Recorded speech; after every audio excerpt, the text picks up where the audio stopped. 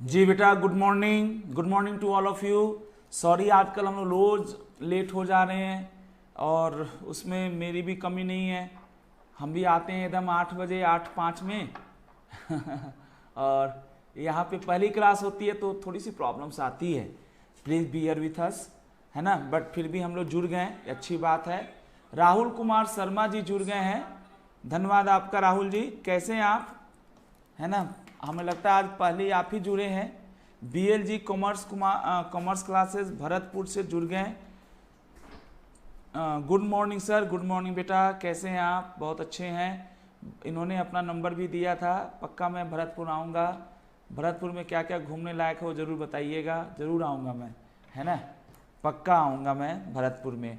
दोस्तों, आप सभी भाई बहनें हमें ये बताइए पहले, सभी भाई बहनें खुश होकर क्या क्या हो गया था। मुझे लगता है कि आप लोगों ने,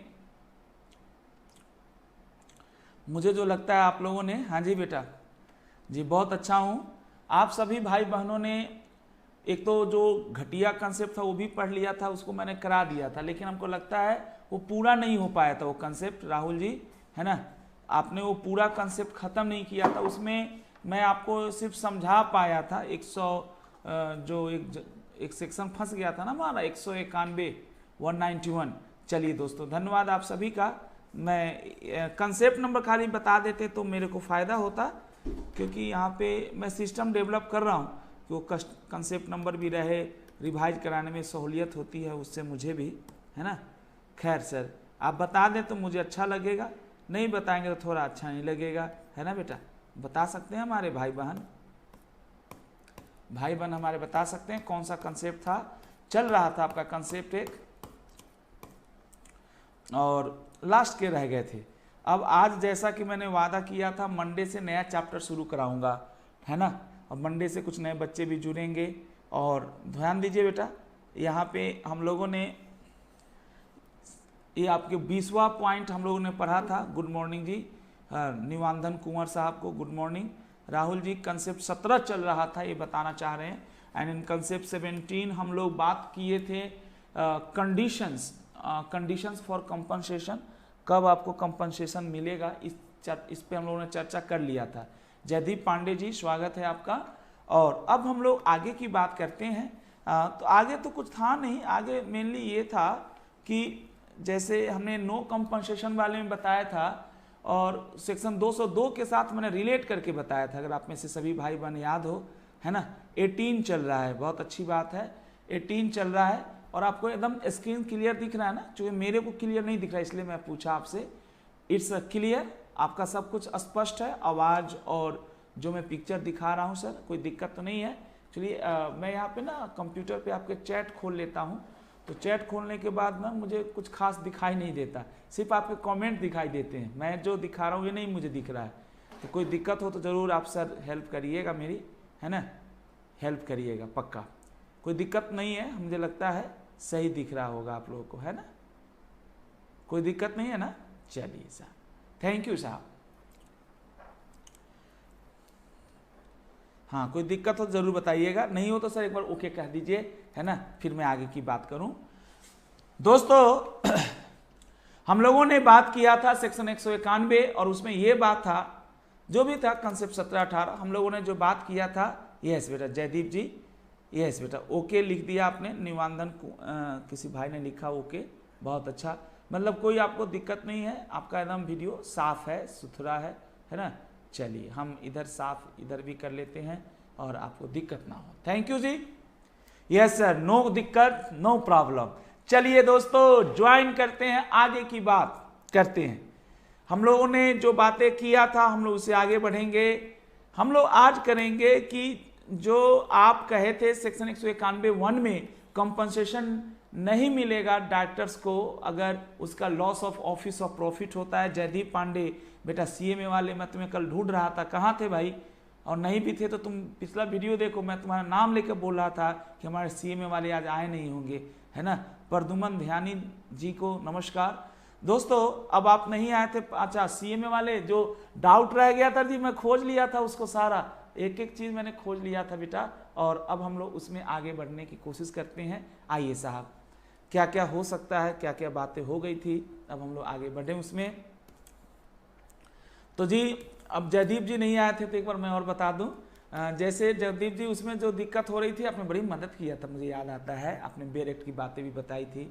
तो उसमें ये हुआ था सर, हम लोगों ने लास्ट क्लास में पढ़ लिया खूब अच्छे से। जैसे एक्स लिमिटेड कोई है और उसमें डायरेक्टर मिस्टर एक्स है, ठीक है जी, और भी डायरेक्टर्स होंगे, हम तो एक एग्जाम्पल ले रहे हैं। एक्स लिमिटेड को टेक ओवर कर रही है कोई कंपनी वाई लिमिटेड, समझे जी। और वाई लिमिटेड बेटा शेयर खरीद ली, किसका सारा शेयर खरीद ली, एक्स लिमिटेड का। या एक्स लिमिटेड या मिस्टर वाई नाम का कोई बंदा है 1/3 वोटिंग राइट्स खरीद लिया, किसमें खरीद लिया, एक्स लिमिटेड में। अब वो अपने हिसाब से डायरेक्टर रख सकता है, और हो सकता है कि वो मिस्टर एक्स को कहे कि सर आपको रिटायर करना होगा या आपको हटना होगा या हम आपको हटा देंगे। तो इसलिए बेटा मिस्टर एक्स को कंपनसेशन मिलता है। हम लोगों ने बहुत अच्छे से बेटा पढ़ा था, राखी सिंह जी है ना, ये सभी बच्चों ने पढ़ लिया था। जयदीप भाई आप पुरानी वीडियो देखे होंगे तो उम्मीद है आपको समझ में आ गया होगा। आज मैं आपको जो पढ़ाने आया हूँ, कुछ बीच में मैंने सेक्शन छोड़ रखे थे, 176, 177 और 178, 76, 77, 78 3 सेक्शन हमने छोड़ रखे थे। तीनों को आज मैं निपटाने की कोशिश करूंगा ताकि हम लोग मंडे से फिर नया टॉपिक शुरू करें, है ना। क्योंकि आपके पास एक दिन और लास्ट टाइम है, मंडे से हम लोग फिर नया चैप्टर शुरू करेंगे डायरेक्टर से ही। ओके जी, आगे हम लोग बात करते हैं कि जो हम लोग बात किए थे उससे हम लोग आगे की बात करते हैं, क्या है आगे की बात।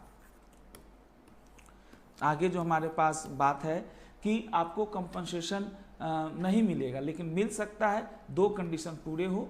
पहला तो है ना, पहला तो बेटा डिस्क्लोजर होना चाहिए, in connection with the above events a director of company shall not receive the payment unless particulars as may be prescribed with respect to payment propose to be made by the transferee और person. Transferee भी pay कर सकता है, कौन कौन पे कर सकता है ये तुम लोगों ने, जयदीप साहब जो थर्सडे को आए थे उस दिन भी पढ़ा था हम लोगों ने, है ना, थर्सडे का मतलब वेडनेसडे को भी पढ़ा था। Including the amount thereof have been disclosed to the members of the company and the proposal has been approved by the company in general meeting। मतलब यह है कि कंपनसेशन मिल सकता है for the loss of office of director due to transfer of undertaking और property और due to transfer of shares, whatever the case may be. तो ये चीज़ें आप लोगों ने पढ़ लिया था। और अब हम लोग थोड़ा सा इसमें जो मुझे याद आता है कि आपने शायद ऐसे लिखा था कंडीशंस फॉर कंडीशंस या रेस्ट्रिक्शंस ऑन, कुछ ऐसे लिखा था, restrictions on non payment of compensation, कुछ ऐसा लिखा था, फर्स्ट पॉइंट लिखा था। अब हम उसका एक्सेप्शन बना लेते हैं कि कंपनसेशन मिल सकता है अगर इस बात को जो है ना बेटा, इस बात को अगर आपने डिस्क्लोज कर दिया है और मेंबर से अप्रूव भी करा लिया है। और उसके अलावा में लिखा हुआ है कंपनसेशन किस बात के लिए मिलेगा, subject to condition of the disclosure and approval as mention. मतलब 2 कंडीशन हो गई सर, एक तो डिस्क्लोजर हो गया और दूसरा हो गया आपका अप्रूवल। दोनों जरूरी है, डिस्क्लोजर भी करना है और मेंबर से अप्रूव भी कराना है। और कुछ ना कहे तो ORE से काम चल जाएगा, ऑर्डिनरी रेजोल्यूशन से, है ना बेटा। आपको मैंने बहुत सारी बातें बताई थी, उसमें बताया by way of compensation for loss of office और consideration for retirement from office, आपको रिटायर होना पड़ा ऑफिस से। और आगे भी लिखा in connection with such loss और retirement of such company from the transferee of such undertaking और property from the transferee of shares. कौन दे सकता है, एनी पर्सन। चूंकि आपने देखा था कि जो ट्रांसफेरी है वो जरूरी नहीं है कंपनी ही हो, ट्रांसफेरी कोई भी हो सकता है, एक बॉडी कॉर्पोरेट भी हो सकता है और एक नेचुरल पर्सन भी हो सकता है जो 1/3 वोटिंग पावर आपने एक्वायर किया था। ये बता रहा है कि जो जिस जनरल मीटिंग में आप इस कंपनसेशन को 191 के कंपनसेशन को अप्रूव कराने जा रहे हैं, उस जनरल मीटिंग को बुलाने के लिए, है ना, जनरल मीटिंग को बुलाने के लिए जो आप नोटिस बनाएंगे, ऑब्वियस सी बात है बिना नोटिस का कुछ होगा नहीं। उस नोटिस में आप इन तमाम बातों को लिखेंगे, जैसे कि डायरेक्टर का नाम क्या है जिसको हम लोग कंपनसेशन दे रहे हैं, कितना उसको कंपनसेशन मिलेगा। आप में से जो बच्चे नहीं पढ़े थे लास्ट क्लास में सेक्शन 202 वाला हम लोगों ने थोड़ा सा चर्चा करने की कोशिश की थी कि कंपनसेशन का अमाउंट तो सेक्शन 202 से पता चलता है। Event due to which compensation becomes payable, date of board meeting recommending such payment, है ना, कौन सी डेट को पेमेंट होगा, lot of discussions are there, है ना। Basis for the amount, basis for the लिखा भी है यहाँ पे, और फॉर द अमाउंट डिटरमिन्ड, हाँ मतलब किस आधार पे, किस बेस पे आप कंपनसेशन के अमाउंट को डिटरमाइन किए और क्यों दे रहे हैं, what are the reasons manner of payment cash या किसी और तरीके से आप उनको शेयर्स दे देंगे, नई कंपनी, ट्रांसफेरी कंपनी, क्योंकि जैसा आपको मैंने बताया था कंपल्सरी टेक ओवर हो रहा है आपकी कंपनी का, होस्टाइल टेक ओवर हो रहा है, आप बेचना नहीं चाहते, बीओडी बेचना नहीं चाहती, फिर भी आप पे कंट्रोल कोई और खरीद रहा है। तो एक तरह से हम लोगों ने बात किया था गोयल साहब। लास्ट में है सोर्स ऑफ पेमेंट, कहाँ से कंपनी कहाँ से वो पैसा देगी, अगर कैश उसमें देना है, और कोई और भी पॉइंट्स है। बहुत बहुत धन्यवाद। हाँ, पेमेंट लॉफुल तभी होगा जब ये प्रेस्क्राइब लिमिट में हो। सब सेक्शन 2 कहता है, आपको बताया था मैंने कि सर लॉस ऑफ ऑफिस के लिए जो है ना, ऑफिस और जो पोजीशन लॉस होता है उसके लिए आपको सेक्शन 191 में भी कंपनसेशन मिल सकता है और 202 में भी मिल सकता है। लेकिन 202 में तब मिलेगा है ना, 191 में सिर्फ डायरेक्टर की तरह मिलता है और 202 में तब मिलता है जब आप managing director, whole time director और मैनेजर हैं। सपोज कोई मैनेजिंग डायरेक्टर है, उसको 202 में भी कंपनसेशन के लिए एलिजिबल हो जा रहा है और 191 में भी कंपनसेशन के लिए एलिजिबल हो रहा है। सपोज 202 में कंपनसेशन उसको 2 लाख मिल सकती है, तो मैक्सिमम 191 में भी 2 ही लाख मिल सकती है। मतलब ऐसा नहीं है कि आप दोनों जगह कंपनसेशन लेंगे, या अगर आप दोनों जगह लेंगे तो दोनों जगह का जो कंपनसेशन का कंबाइंड अमाउंट होगा वो सेक्शन 202 की लिमिट से ज़्यादा नहीं होगा। सर एक बहुत अच्छी बात, आप सभी भाई बहन खुश होकर पढ़ सकते हैं। मैं सुबह सुबह आपसे मिलता हूं साहब, कितनी खुशी के साथ मैं मिलता हूं, यकीन मानिए, है ना। अब तो थोबड़ा जैसा वैसा ही दिखेगा, लेकिन फिर भी इस थोबड़े पे, चेहरे पे, है ना, खुशी बहुत दिखती होगी कि सर एकदम नाराज होकर बिल्कुल मैं काम नहीं करता। सभी भाई बहनें बताइए, हम लोगों ने लास्ट क्लास में 191 पढ़ा था कि नहीं पढ़ा था? 191 में हम लोगों ने क्या पढ़ा था, याद करिए। 191 में हम लोगों ने ये पढ़ा था कि किसी भी डायरेक्टर को अगर उसको समय से पहले ऑफिस से हटना पड़ा या हटा दिया गया, है ना, तो उसको मिल सकता है कंपनसेशन। कंपनसेशन क्यों, कब मिलेगा? जब है ना 3 चीजों को ट्रांसफर होगा, यूपीएस, है ना, अंडरटेकिंग, प्रॉपर्टी और शेयर्स। अब वो ट्रांसफर कैसे होता है, जो हम लोगों ने लास्ट क्लास में सीखा भी था इतना मेहनत करके। अब समझ रहा है टीचर की जनरली तो आपको कंपनसेशन नहीं मिलेगा अंडर 191, लेकिन अगर आप डिस्क्लोज करते हैं और कुछ अप्रूवल ले लेते हैं तो मिल सकता है। इस तरह की बातें थी। नेक्स्ट पॉइंट हमारे पास है ना, पेमेंट तभी लॉफुल होगा 191 में जब 191 में जो पेमेंट है वो 202 की लिमिट से ज्यादा नहीं है। Any payment made by a company to MD, WTD और मैनेजर ऑफ द कंपनी। ये घटिया लोग को सेक्शन 202 में कंपनसेशन मिलता है, लेकिन ये लोग बहुत चालू हैं, ये 202 में भी कंपनसेशन उठा लिए और 191 में भी कंपनसेशन उठाने लगे, तो ये गलत है ना बेटा। By way of compensation for loss of office और as consideration for retirement from office और in connection with such loss और retirement shall be considered lawful if it is subject to limits or priorities as prescribed under Rule 17 sub Rule 2 of Companies Act. According to Rule 17(2), such payment to be lawful shall not exceed मतलब ये rule को refer किया और rule ने refer कर दिया, Mahesh Meena ji, rule ने refer कर दिया सेक्शन 202 को। 191 में जो कंपनसेशन मिलेगा और 202 में कंपनसेशन मिलेगा, दोनों का कंबाइंड अमाउंट 202 के कंपनसेशन से ज्यादा नहीं हो सकता। कुछ परिस्थितियों में कंपनसेशन बिल्कुल नहीं मिलेगा, इवन मेंबर से भी आप अप्रूव करा ली तो भी नहीं मिलेगा, है ना बेटा। कुछ परिस्थितियों में देखिए सर, एक होता है रेस्ट्रिक्शन और एक होता है प्रोहिबिशन, दोनों में बहुत अंतर है। नीचे दे रखा है कुछ रूल 17 में दे रखा है, 17 का सब रूल 3 में कुछ ऐसी परिस्थितियां हैं जहां पे compensation shall not be paid, no compensation shall be paid to MD, WTD और मैनेजर, जबकि ये गलत है ना, ये गलत है सर। एमडी, डब्ल्यूटीडी और manager not entitled to claim in 191, गलत है बेटा अभिषेक जी, है ना। अभिषेक आते ही बेटा आग लगा देता है, ये बहुत अच्छा बच्चा है भाई। ऐसा मैंने कभी नहीं कहा था, मैंने ये कहा था 191 में ऐसा कहीं नहीं लिखा है कि एमडी को नहीं मिलेगा। 191 में कहा है कि डायरेक्टर को मिलेगा, डायरेक्टर को मिलेगा। अब जैसे मैनेजिंग डायरेक्टर, मैनेजर बाद में होता है, पहले डायरेक्टर होता है, तो अगर एमडी, डब्ल्यूटीडी में होल टाइम डायरेक्टर। सर मैं ये कहना चाहूंगा गोयल साहब, आप लोग देखो बेटा, आप लोग कितना हेल्दी डिस्कशन कर सकते हैं। यू आर फॉर्चुनेट कि हम लोग लाइव जुड़े होते हैं। जो बच्चे बाद में इसको देखेंगे ऐप पे, है ना, उनका तो बात अलग होगा, लेकिन आप मुझे बताइए, आप लाइव जुड़े हुए हैं और आप सभी भाई बहन एक एक करके बता सकते हैं। कोशिश तो करने वालों की हार नहीं होती, बताइए, कोशिश करिए। इनका कहना है कि सर एमडी WTD और मैनेजर को तो 191 में मिलेगा ही नहीं, ऐसा नहीं था। मैंने ये नहीं कहा था, मैंने ये कहा था 191 में हर डायरेक्टर को मिल सकता है ना, चाहे वो एमडी हो या ना हो। और 202 में लॉस फॉर ऑफिस ऑफ, है ना, डायरेक्टर जो होता है, सॉरी, या एमडी होता है, वहां पे ये 3 खास लोग हैं। गोयल जी, मुझे उम्मीद है कि आपने समझ लिया होगा। सर वेदर सी में final students can open there institute study. हाँ बिल्कुल ओपन कर सकते हैं, क्या दिक्कत है सर। आप देखिए, सुनिए, आप पहले तो मैं ये कहूंगा आप सीए वाला भी डाउनलोड कर लीजिएगा और अपना भी स्टडी खोल लीजिए, बिल्कुल आप खोल लीजिए सर महेश जी, बिल्कुल फाइनल वाले भाई बहन अपना भी स्टडी खोल लीजिए। समझ में आई भाई। अब ये बताओ किन किन परिस्थितियों में नहीं मिलेगा मेरा बच्चा। बस अब हो गया, फ्री होते जा रहा हूं, अपना ही नोट्स दे दूंगा, आपको कोई स्टडी नहीं खोलना होगा, है ना, मैं अपना ही नोट्स आपको दे दूंगा।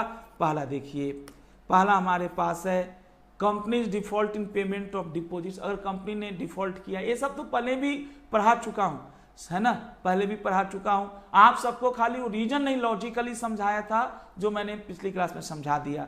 अगर कोई कंपनी 191 में कंपनसेशन देना चाहती है अपने डायरेक्टर को, मैं इसको नहीं लिखूंगा, ये कंफ्यूज कर रहा है, और वो डायरेक्टर साहब जिस कंपनी में डायरेक्टर थे, जिसमें उनको रिटायर होना पड़ रहा है या हटना पड़ रहा है, और वो कंपनी इतनी अच्छे से चला रहे थे कि पब्लिक से डिपॉजिट ले रखे थे, ना तो अपने डिपॉजिट का रीपेमेंट किया ना इंटरेस्ट का पेमेंट किया, ये गलत है ना सर। तो इसका कोड हो गया डी। आपकी कंपनी जो ट्रांसफेरर कंपनी है, ऑब्वियस ही बात है, you are director of transferor company और आपको अपना पोस्ट से हाथ धोना पड़ रहा है। The company is in default और इन रिडम्पशन ऑफ डिवेंचर्स और payment of interest thereon etcetera है, यानी डिवेंचर्स डी हो गया, फिर से D. The company default in repayment of liability, है ना बेटा, ये कोड भी शायद बनाया था DDLG करके कुछ, हम लोग लगता है बनाए थे कोड DDL। एल का मतलब लायबिलिटी, अगर आपने सिक्योर्ड या अनसिक्योर्ड लोन ले रखा है, इवन मेंबर से भी अप्रूव करा लें तो भी नहीं आपको 191 में कंपनसेशन मिलेगा। सर 191 कोई दमदार नहीं है, कोई भी टीचर इसको पढ़ाता नहीं है, लेकिन हम बेटा टीचर नहीं है, मैं स्टूडेंट हूं सर। हम तो सर मानते हैं कि जो नहीं पढ़ाया टीचर हम उसको पढ़ें, तब हमें कॉन्फिडेंस बढ़ेगा। सच्चाई बता रहा हूं, जीने वालों का ये तरीका बहुत अच्छा रहेगा, है ना, ध्यान दीजिएगा। The company is in default in payment of any dues towards income tax, फिर आ गया DDLG, है ना बेटा। तो यहाँ पे गवर्नमेंट का जो टैक्स है DDLG, है ना बेटा, कोड बनाया था हम लोगों ने DDLG, याद करिए, है ना, गवर्नमेंट टैक्सेस, ऐसे कोड बनता है ना सर, टैक्स लिखा, हम गवर्नमेंट टैक्सेस बना दिए DDLG। वाओ, उसके अलावा there are outstanding statute dues of employ DDLG, और उसके बाद हो गया एम्प्लॉइज, है ना बेटा, और उसके बाद ई हो गया एम्प्लॉइज फॉर ई, और company has not paid dividend etcetera, या डिविडेंड या प्रेफरेंस शेयर्स का रिडम्पशन नहीं किया है, यानी पी हो गया, है ना। तो एक समझ सकते हैं कि प्रेफरेंस शेयर्स भी है, तो DDLG EP, है ना, DDLG EP कर सकते हैं, एम्प्लॉय को प्रेफरेंस देगा, DDLG एम्प्लॉय को प्रेफरेंस देगा, ऐसे याद कर लेते हैं। इन केसेस में तो आप दे ही नहीं सकते कंपनसेशन। लास्ट में था, है ना, अगर आपको कंपनी ने, ट्रांसफेरर कंपनी ने या ट्रांसफेरी ने कंपनसेशन दे दिया है, लेकिन अभी मेंबर से अप्रूवल बाकी है, तो आप as a director you are eligible, मैं मानता हूं, लेकिन अभी थोड़ा सा टाइम गैप है, मतलब यूं कहिए इंगेजमेंट हो गई है बट शादी नहीं हुई है, यूं समझिए। तो अभी आप लोगों को बुरा मत मानिएगा, ये सिंपल एक समझाने का तरीका होता है। इंगेजमेंट हो गई है बट शादी नहीं हुआ है, तो आपको एक दूसरे के प्रति अभी ट्रस्ट मेंटेन रखना चाहिए। ऐसे तो शादी के बाद भी ट्रस्ट रखना चाहिए, बट खैर मैं ये कह रहा था कि अभी आप लोगों को, है ना, एक दूसरे के ऊपर भरोसा होना चाहिए। ये कह रहा है कि ये लिखा, if the payment is not approved for want of, sorry payment, ये तो कुछ और है, यहां पे होगा, सॉरी बेटा, ये वाला मैं बता रहा था कि रिसिप्ट आपको मिल गया है कंट्रावेंशन से, तो उस पैसे को डायरेक्टर साहब ट्रस्टी की तरह रखेंगे, ट्रस्ट में आप उस पैसे को खर्च नहीं कर सकते। और ये तो आपको पहले ही बताया था कि जनरल मीटिंग बुलाई गई ताकि अप्रूव किया जाए कि डायरेक्टर्स को कंपनसेशन ऐसे तो मिल रहा है, लेकिन फिर भी लॉ ने 191 ने फर्दर कंडीशन लगा रखा है ना कि ये चीज़ होना चाहिए, वो चीज़ होना चाहिए। तो ये लास्ट है हमारे पास, लास्ट में और है हमारे पास penalty for non compliances, penalty लग जाएगी। नो इफेक्ट ऑफ डिस्क्लोजर, अगर आप डिस्क्लोज नहीं करेंगे तो क्या होगा, it required by law disclosure recording payment of compensation shall be made, आपको अलग से भी डिस्क्लोज करना होगा। Due to notifying section 247(1) the valuation of stock shares. अच्छा जी, ये तो कुछ मजाक कर रहा है, कह रहा है कि अब बेटा 2017 से will be conducted by registered valuer as appointed by audit committee in absence of BOD। कुछ नहीं था, before this was conducted by independent merchant banker registered with SEBI या independent chartered accountant practice having minimum experience of 10 years. ये कुछ समझाने की बात करता है, ये सब बहुत सर पैसे, खैर है ना, अच्छे दिन भी होते हैं और सारे दिन अच्छे होते हैं, ऐसा मत सोचिए बेटा। खैर मैं ऐसे मजाक में कहा तो भगवान सर ने बोला अभी आप 5 रखिए, 5 लाख बताइए। तो ये थोड़े हुआ कि मेरा हो गया यार, अभी तो रखने के लिए दिया ना, अभी तो हो सकता नहीं। उसमें बोला चलो 2 लाख इस टीचर को दो, तुम्हारे को 2 ही लाख मिलेगा, 1 ही लाख मिलेगा, नहीं मिलेगा। तो ऐसे बहुत सारी बातें हो सकती है जो हम लोग बात करेंगे। मुझे उम्मीद है कि आप है ना 3D DLG वर्कर, हाँ मतलब कुछ ऐसे बना दीजिए बेटा, 3 DDLG के मतलब 3D, बिल्कुल 3DLG वर्कर, बिल्कुल बेटा जैसे आपको बनाना है बनाइए। मेरा पर्पस क्या है, अरे जो दुनिया नहीं पढ़ती है तुम उसको पढ़ लो यार, जो दुनिया नहीं पढ़ी ना तुम भी तो याद करोगे कि कोई टीचर था वो वहीं पढ़ाता था टॉपिक जो कोई नहीं पढ़ाता था, कहता था इसको पढ़ो। बिल्कुल, आइए दोस्तों,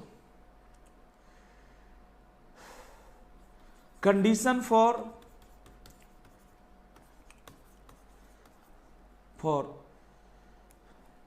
compensation.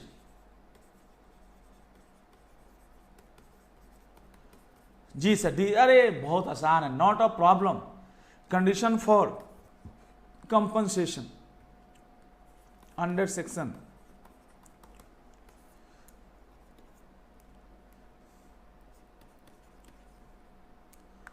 The amount of compensation. Sir लिखिएगा फटाफट, आज नया कुछ कराना है। कंपनसेशन, ये तो पुरानी बातें है। अच्छा फिर भी मैं स्लो पढ़ाया लेकिन आपको एक एक चीज सिखाया ना, एक एक चीज ऐसा हुआ कि अब ये चैप्टर आपको क्या पता कितना समझ में आया, लेकिन मेरे को बहुत अच्छा लगा। अब मैं ना जब इसको फास्ट ट्रैक रिवाइज कराऊंगा ना, फास्ट ट्रैक, तो सर मैं 2 घंटा में रिवाइज करा सकता हूँ, है ना। अब नोट्स बना रहा हूँ अपना, अब 2 घंटे 4 घंटे में सर रिवाइज कराने लायक मैं बन जाऊंगा, है ना बेटा, टेंशन ना लीजिएगा। The amount of compensation shall, है ना, amount of compensation shall be disclosed. The amount of compensation shall be disclosed.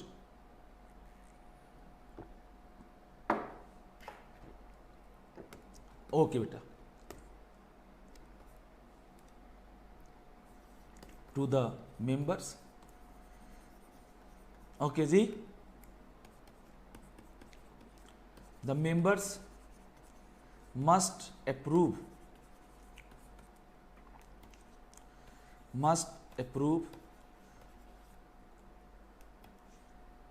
the amount of compensation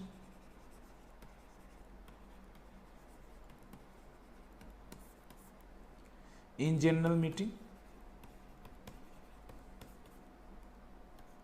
और लिखिए नो ऑटोमेटिक, इसी में लिखिए no automatic approval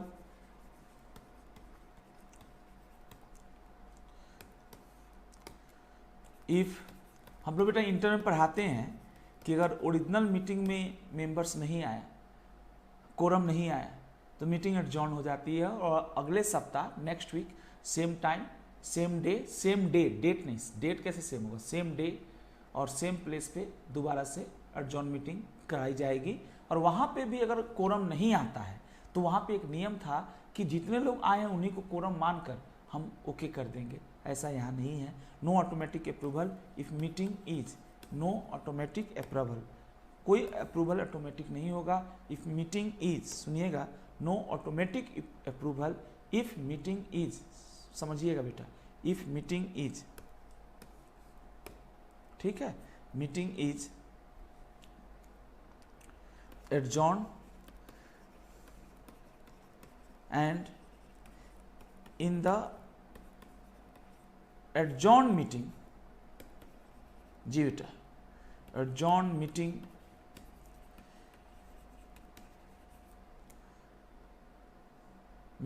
also the quorum is not present. Quorum कुछ होता है, आप सब जानते हैं, is not present. Thank you very much. ये पुरानी बातें, वो बुकिस आप याद नहीं कर पाएंगे, इसलिए मैंने आपको लिखवा दिया. ये है लास्ट पॉइंट आएगा आपका. सर ये पतला लिख रहा हूँ पतले पेन से, दिक्कत तो नहीं हो रही है? वो मोटा वाले बहुत भद्दा लगता है, इसलिए मैं पतला लिख रहा हूँ. कोई दिक्कत तो नहीं हो रही है आपको? अगर हो रही है तो फीडबैक दीजिएगा, क्योंकि है ना, आपके फीडबैक को मैं आगे की वीडियोज में यूज करता हूँ, है ना सर. अगर आपको कोई दिक्कत हो, जैसे मैं पतले से लिख रहा हूँ, जो पतले वाले में थोड़ी हैंड राइटिंग ठीक होती है, और कहते हैं ना वो मतलब वो ऐसा लगता है कि मतलब थोड़ा ज़्यादा बल्कि हो जाता है, तो आप बता देंगे सर. यहाँ पे लिखिए cases when there is prohibition on. Prohibition है सर, रेस्ट्रिक्शन नहीं. अच्छा, कोई दिक्कत नहीं होती आपको. थैंक यू बेटा. केसेस हमें when there is prohibition on payment of compensation.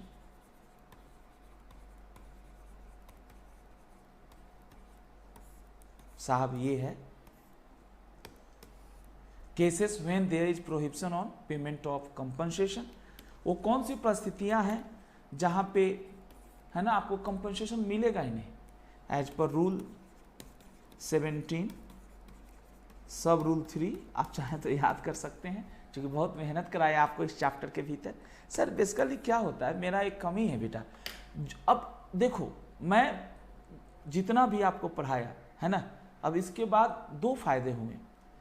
एक तो आप लोगों का विश्वास बढ़ गया, और दूसरा मेरा भी विश्वास बढ़ गया कि मैं भी अब खत्म करा सकता हूँ. अब इसको क्या है, थोड़ा सा हम लोग की मजबूरी होती है. अब हमने आपको यहाँ पे YouTube पे पढ़ाया, इसके साथ साथ हम लोग इसको ऐप पे भी डालेंगे, है ना, और थोड़ा इम्प्रूव करके डालेंगे. नोट्स बना रहे हैं बेटा, है ना, वो सब हम लोग ऐड करेंगे. आप ही लोग के सहयोग से चलेगा, ऐसे तो कुछ हो नहीं सकता ना, है ना बेटा. ध्यान दीजिएगा. यस, देखिए तो ये फायदा है. ये कॉन्फिडेंस बढ़ाने वाला चैप्टर था दोनों ही पार्टी का, पढ़ाने वाले का और पढ़ने वाले का, कि भैया ऐसे पढ़ते हैं एज पर रूल 17(3). एक लाइन मेरे को पढ़ने दीजिएगा, मेरे को डाउट हुआ, मेरे को ना एक डाउट हो गया.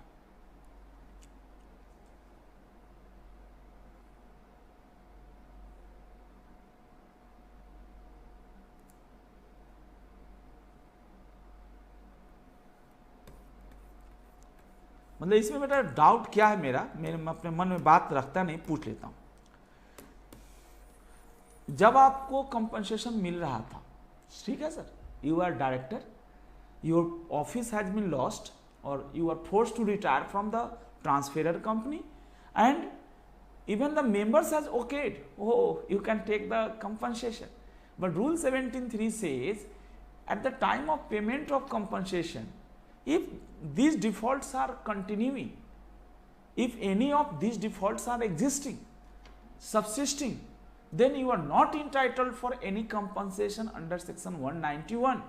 अगर आप रिटायर हो रहे हो और ये इनमें से कोई भी DDLG और जो आप बता रही थी 3DLG वर्कर, वाओ, है ना, कोई डिफॉल्ट है, अरे तो इसमें प्रीफरेंस कहाँ से आया बेटा? प्रीफरेंस वाला छोड़ दी हो क्या तुम? अच्छा, प्रीफरेंस का डिविडेंड ले ली है. राखी सिंह जी ने 3DLG लिखी है, बहुत अच्छा बेटा. ये तो मैं लिखवाऊंगा नहीं, ये तो मैं आपसे पूछ रहा था. As per rule 17(3) no compensation, इसे ना थोड़ी हैंड राइटिंग भी ठीक मैं करने की कोशिश करूंगा. No compensation shall be paid, अच्छा, to director. I am not talking about MD. Sir managing director is firstly director, whole time director is firstly director.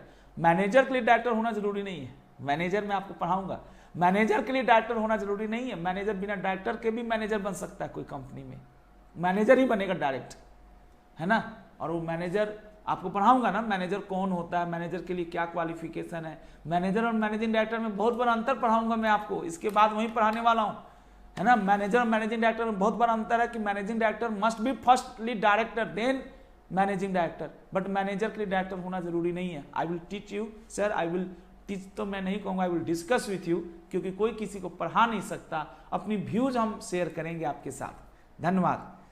No compensation shall be paid to director as per rule 17(3), no compensation shall be paid to director, कोई भी compensation director को नहीं pay किया जाएगा।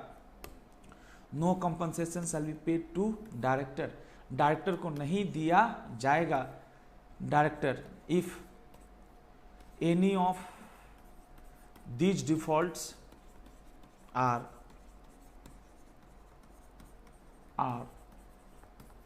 There. साहब आज माफ करिए, वो डिफॉल्ट आप अपने से लिख लीजिएगा। समय क्यों खराब कर रहे हैं, समय क्यों खराब कर रहे हैं, कुछ एक्स्ट्रा पढ़ा देता। 3DLG है ना, 3DLG इम्प्लाई। सर ये है, आप अपना जगह छोड़ के है ना ध्यान दीजिएगा, इसको मत, है ना, ये क्या करूँगा मैं उसको लिखा कर। रही बात कि अगर आपको पैसा गलत तरीके से मिल गया है, सपोज अभी मेंबर्स ने अप्रूव नहीं किया और आपको पैसे मिल गए, तो वो इंगेजमेंट की तरह है बेटा, वो पैसा आप ट्रस्ट में रखेंगे, अब आप पैसे को यूज नहीं कर सकते। बहुत अच्छी बातें हैं कि नहीं सर, है ना। भरोसा तो ऐसे मैंने बोला हमेशा, जानते बेटा इस दुनिया में ऐसे तो गांधी जी ने ट्रस्टीशिप का कंसेप्ट दिया था कि हम लोग ट्रस्टी हैं। हमें लगता है ना कि ये टॉपर्स करोड़ों का है और भगवान से कुछ बात का घमंड होता है कि मेरा है, तो नहीं, ये आपका नहीं है, बेसिकली समाज का है। और आप चूंकि कॉम्पिटेंट थे इसलिए वो आपके अभी इंडिविजुअल नाम पे है। इसको अपने फायदे के लिए खर्च मत करो, इस प्रॉपर्टी को, इसको समाज के फायदे के लिए खर्च करो। दोस्तों आइए हम लोग आगे बढ़ने की कोशिश करते हैं, समझने की कोशिश करते हैं। अगर हमारे भाई बहन कुछ भी बताते हैं तो बड़ी खुशी होती है मुझे। तो साहब मैं उम्मीद करता हूँ कि ये सब ओके हो गया। यस, अब आइए, अब हम अपने 3 सेक्शन हमने छोड़ा था, 185 भी छोड़ा है, बच्चे छोड़ेंगे थोड़े मुझे 185 भी, लेकिन मैं अब 3 सेक्शन जो छोड़ा था पहले उसको कराना चाहूँगा कंसेप्ट 19 से।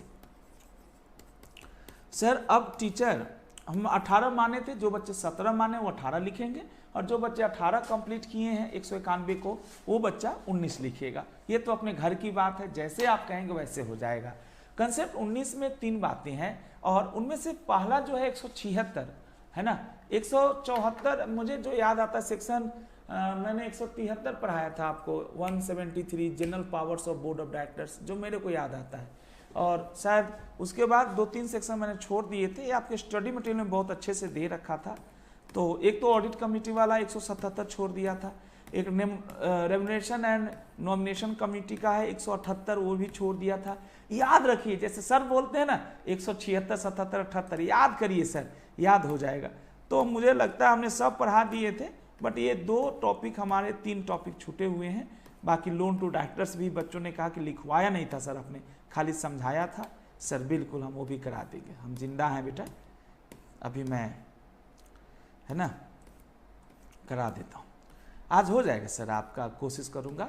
और अभी मैं कल का भी दिन रखा हूँ ताकि आपका डाउट हो सके। मंडे से संडे को क्लास नहीं होती, मंडे से हम लोग नया चैप्टर शुरू करेंगे, इसी में अपॉइंटमेंट ऑफ KMP की मैनेजरियल पर्सनल, जिसमें हम लोग बात करेंगे managing director, whole time director और मैनेजर का। अभी भी डायरेक्टर का पहला चैप्टर सर ने नहीं पढ़ाया है, वो मैं बचा के रखा हूँ, है ना, बचा के रखा हूँ ताकि बाद में बच्चे जुड़ें। अच्छा, जब हम लोग इतने बड़े बड़े टॉपिक की धज्जियाँ उड़ा दिए तो वो क्या है डायरेक्टर, उसमें तो बहुत सिंपल है। डायरेक्टर कितने हो सकते हैं, कितने कंपनी में एक बंदा डायरेक्टर बन सकता है, डायरेक्टर की क्वालिफिकेशन क्या है, डिस्क्वालिफिकेशन क्या है, अपॉइंटमेंट कैसे होता है, रिमूवल कैसे होता है ना, ये है। वो तो बहुत बच्चों वाला है जी सर। 176 रह गया था हमारा, कहाँ है भाई 176 नंबर सेक्शन, ओके। इवन आपका इंस्टीट्यूट भी बाद में दिया है, 75 हो गया ना सर, 175। देखिए 177 दिया ना, मैं ये नहीं पढ़ाऊंगा सर, 176 पहले खोजता हूँ सर, 1 मिनट रुक जाइएगा। है आपके बुक में है। कैसे ढूंढूं कैसे ढूंढूं कैसे ढूंढूं और कैसे ढूंढूं, इसमें फाइंड का ऑप्शन नहीं है, ओके, जल्दी हो जाता, चलिए कोई नहीं सर, थोड़ा सा मुझे 1 मिनट का वक्त दीजिएगा, मैं फाइंड कर देता हूँ। कमाल का टॉपिक है ये, मिल जा भाई तुम्हारी में इतनी। बेसिकली 176 क्या है, तब तक मैं खोज रहा हूँ, आपका समय खराब ना हो, आप मत खोजिए। 176 अगर आपको बुक से मिल जाए तो बता दीजिएगा किसी भाई को, थोड़ा हेल्प हो जाएगी मेरी। मिल जा भाई, नहीं मिला ना, चलिए नहीं मिला तो फिर 176 में ये है कि बीओडी कोई पावर यूज कर चुकी है और बाद में पता चलता है कि कंपनी को कि जो बीओडी में कुछ डायरेक्टर्स है उनका अपॉइंटमेंट इनवैलिड तरीके से नहीं हुआ, लेकिन उन्होंने कुछ काम कंपनी के बिहाफ में कंपनी के एजेंट की तरह कर दिया है। तो इससे थर्ड पार्टी को कोई नुकसान नहीं होगा, क्योंकि ये जो काम हुआ है वो गलती से हुआ है, इवन कंपनी को भी नहीं पता था। अच्छा, बाद में जब कंपनी को पता चल जाती है फिर भी उस डायरेक्टर को कंटिन्यू रहने देती है, उस डायरेक्टर से काम करवाती रहती है, तो वहां पे बेटा वो जो ट्रांजेक्शन है वो ना तो कंपनी पे बाइंडिंग होगा और ना ही थर्ड पार्टी को कोई प्रोटेक्शन मिलेगा। कुछ इस तरह की बात है। एक बार फिर से बताऊं, जैसे मान लीजिए मैं टीचर, मैं सीए नहीं हूं, या अच्छा ऐसे नहीं, अच्छा नहीं लगे, सीए नहीं हूं। मान लीजिए कि मैंने कोई सब्जेक्ट आपको पढ़ाया और मैं उस सब्जेक्ट को पढ़ाने के लिए एलिजिबल नहीं था, है ना, मेरे को ज्ञान नहीं थी उस सब्जेक्ट की, फिर भी मैंने पढ़ा दिया, है ना। अज्ञान, मैंने तो खैर गलती से पढ़ाया, लेकिन आपको लगा कि नहीं सर अच्छा पढ़ाएं, तो कुछ उस तरह की बात है कि अगर कुछ कोई डायरेक्टर कोई बाद में पता चलता है कि ट्रांजेक्शन साइन करने के बाद कंपनी के बिहाफ में कि उस डायरेक्टर के पास पावर ही नहीं था, तो पावर नहीं था और कंपनी को भी नहीं पता था, तो फिर कंपनी को भी बाद में पता चला, तो कंपनी अब आगे से तो उस डायरेक्टर को मना कर देगी कि भैया ये काम मत करना है, तेरे पावर के बाहर, बस के बाहर की बात है। लेकिन जिस ट्रांजेक्शन को उसने साइन कर दिया है वो ट्रांजेक्शन गलत नहीं माना जाएगा। कुछ इस तरह की बात है। कहाँ है ये समझने की आप कोशिश करिए, आपको थोड़ा बहुत समझ में आए तो अच्छा लगेगा। हाँ आ गया, भगवान है ना। अच्छा जी, विजय राघव जी ने भी ढूंढ दिया है। भगवान बड़े, गॉड बड़े हम लोग के लिए मेहरबान है। एंड राघव जी धन्यवाद आपका, हम भी ढूंढ लिए थे। कोशिश करने वालों की हार नहीं होती। तो आपको क्या बताऊं, इसमें एक लाइन का है, सर आप किसी कंपनी के डायरेक्टर हैं, आपने कंपनी के बिहाफ में कोई ट्रांजेक्शन किया, कोई कॉन्ट्रैक्ट किया, कोई पावर एक्सरसाइज किया एज ए डायरेक्टर, ट्रांजेक्शन होने के बाद कंपनी को पता चला ओ तेरी ये जो राजीव सिंह है इसका एज ए डायरेक्टर जो अपॉइंटमेंट है वो तो वैलिड ही नहीं है, ये जो डायरेक्टर साहब जो की अपॉइंटमेंट है ये उचित नहीं है, हो सकता है मेरे को हटाया जाए। लेकिन 176 कहता है राजीव सिंह को थप्पड़ मारो, राजीव सिंह को पेनाल्टी लगाओ, या कंपनी अपने आप को थप्पड़ मारे। लेकिन जो ट्रांजेक्शन पे राजीव सिंह गुड फेथ में, राजीव सिंह तक गुड फेथ में काम ही नहीं कर सकता, कंपनी या थर्ड पार्टी ने गुड फेथ में जो ट्रांजेक्शन को कबूल कर लिया है, और भूल का पता बाद में पता चलता है, कबूल पहले हो गई है, भूल बाद में पता चलती है। अब भूल होने के बाद भी अगर हम वैसे ट्रांजेक्शन को रिपीट करेंगे तब वो ट्रांजेक्शन वैलिड नहीं होगा। बेसिकली ये कहता है कि डायरेक्टर्स के द्वारा appointment of directors not to invalidate action taken. अगर डायरेक्टर ने कोई एक्शन ले लिया है उसको इनवैलिडेट नहीं करेगा। लिखा क्या है, section 176 of act contains protective provision by which action taken by director shall not get invalidated if subsequently it is noticed that there happen to be defects in his appointment। वही बात है sir casual vacancy कुछ होता है, आई am not taught you casual vacancy of director. Casual vacancy में resign कोई director करके गया है ना, कोई डायरेक्टर रिजाइन करके गया, उसके बदले में नया आया, वो भी रिजाइन कर दिया, तो रिजाइन डायरेक्टर के बदले में नया रिजाइन डायरेक्टर आता है ना, है ना, तो उसको कैजुअल वैकेंसी नहीं करते। लेकिन कंपनी लोगों ने गलती से उसको कैजुअल वैकेंसी मान लिया और अपने मनचाहे आदमी को अपॉइंट कर लिया। बाद में किसी ने कंप्लेंट कर दिया कि ये जो बंदा है कैजुअल वैकेंसी से जो वैकेंसी रिलीज होती है उसको बेटा बीओडी नहीं फिल कर सकता। अभी बताऊंगा आपको, थोड़ा ऊपर जा रहा होगा ऊपर से। ऐसे तो राजीव सर की हर बात आपको समझ में आती है, लेकिन फिर भी बता रहा हूं। तो ये कह रहा है कि कल को ये पता चल जाए 176 में, कल को ये पता चल जाए कि इस डायरेक्टर्स की अपॉइंटमेंट वैलिड नहीं था, इनवैलिड था, इससे इस डायरेक्टर द्वारा किए गए काम पे कोई असर नहीं पड़ेगा।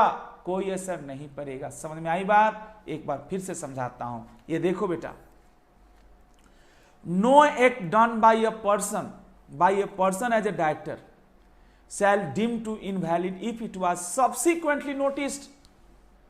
दूध में मक्खी गिर गया है, दूध में बेटा कुछ जहरीले पदार्थ गिर गए, और बुरा मत मानिएगा, जिसको नहीं पता होता है ना वो पी भी जाता है और उसको कुछ नहीं होता। भगवान, गॉड, अल्लाह, ईश्वर जो भी मानते हैं उसको बचा लेता है, क्योंकि उस बेचारे को पता नहीं था।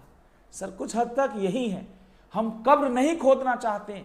अब उस पर्सन ने, जो भले हमारे कंपनी में सही ढंग से डायरेक्टर के पोस्ट को होल्ड नहीं करता है, जिस पर्सन को हमने डायरेक्टर बनाया है, कंपनी से गलती हुई है, कंपनी ने प्रोसीजरल चीजों को शायद फॉलो अच्छे से नहीं किया, लेकिन कंपनी, इंसान को अगर गलती पता चल जाए तब तो भगवान बन जाता हो। बोलो ना मेरा बच्चे भाई, अगर मेरे को अपनी कमियां पता चल जाए तो मैं भगवान बन सकता हूं, देव पुरुष बन सकता हूं।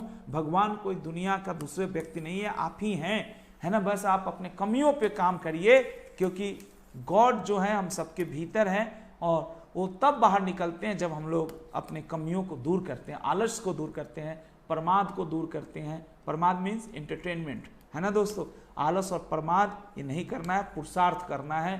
पुरुषार्थ मीन्स मेहनत करना है आपको। अभी सुनिए बेटा, मैं ना बेटा आजकल बाबा रामदेव जी को बहुत सुनता हूँ, आज नहीं मैं 10 साल से सुन रहा हूँ, तो ये सारे शब्द उन्हीं के हैं, आलस्य, प्रमाद, पुरुषार्थ, है ना। आइए दोस्तों, खैर बहुत ज्ञान हो गया है।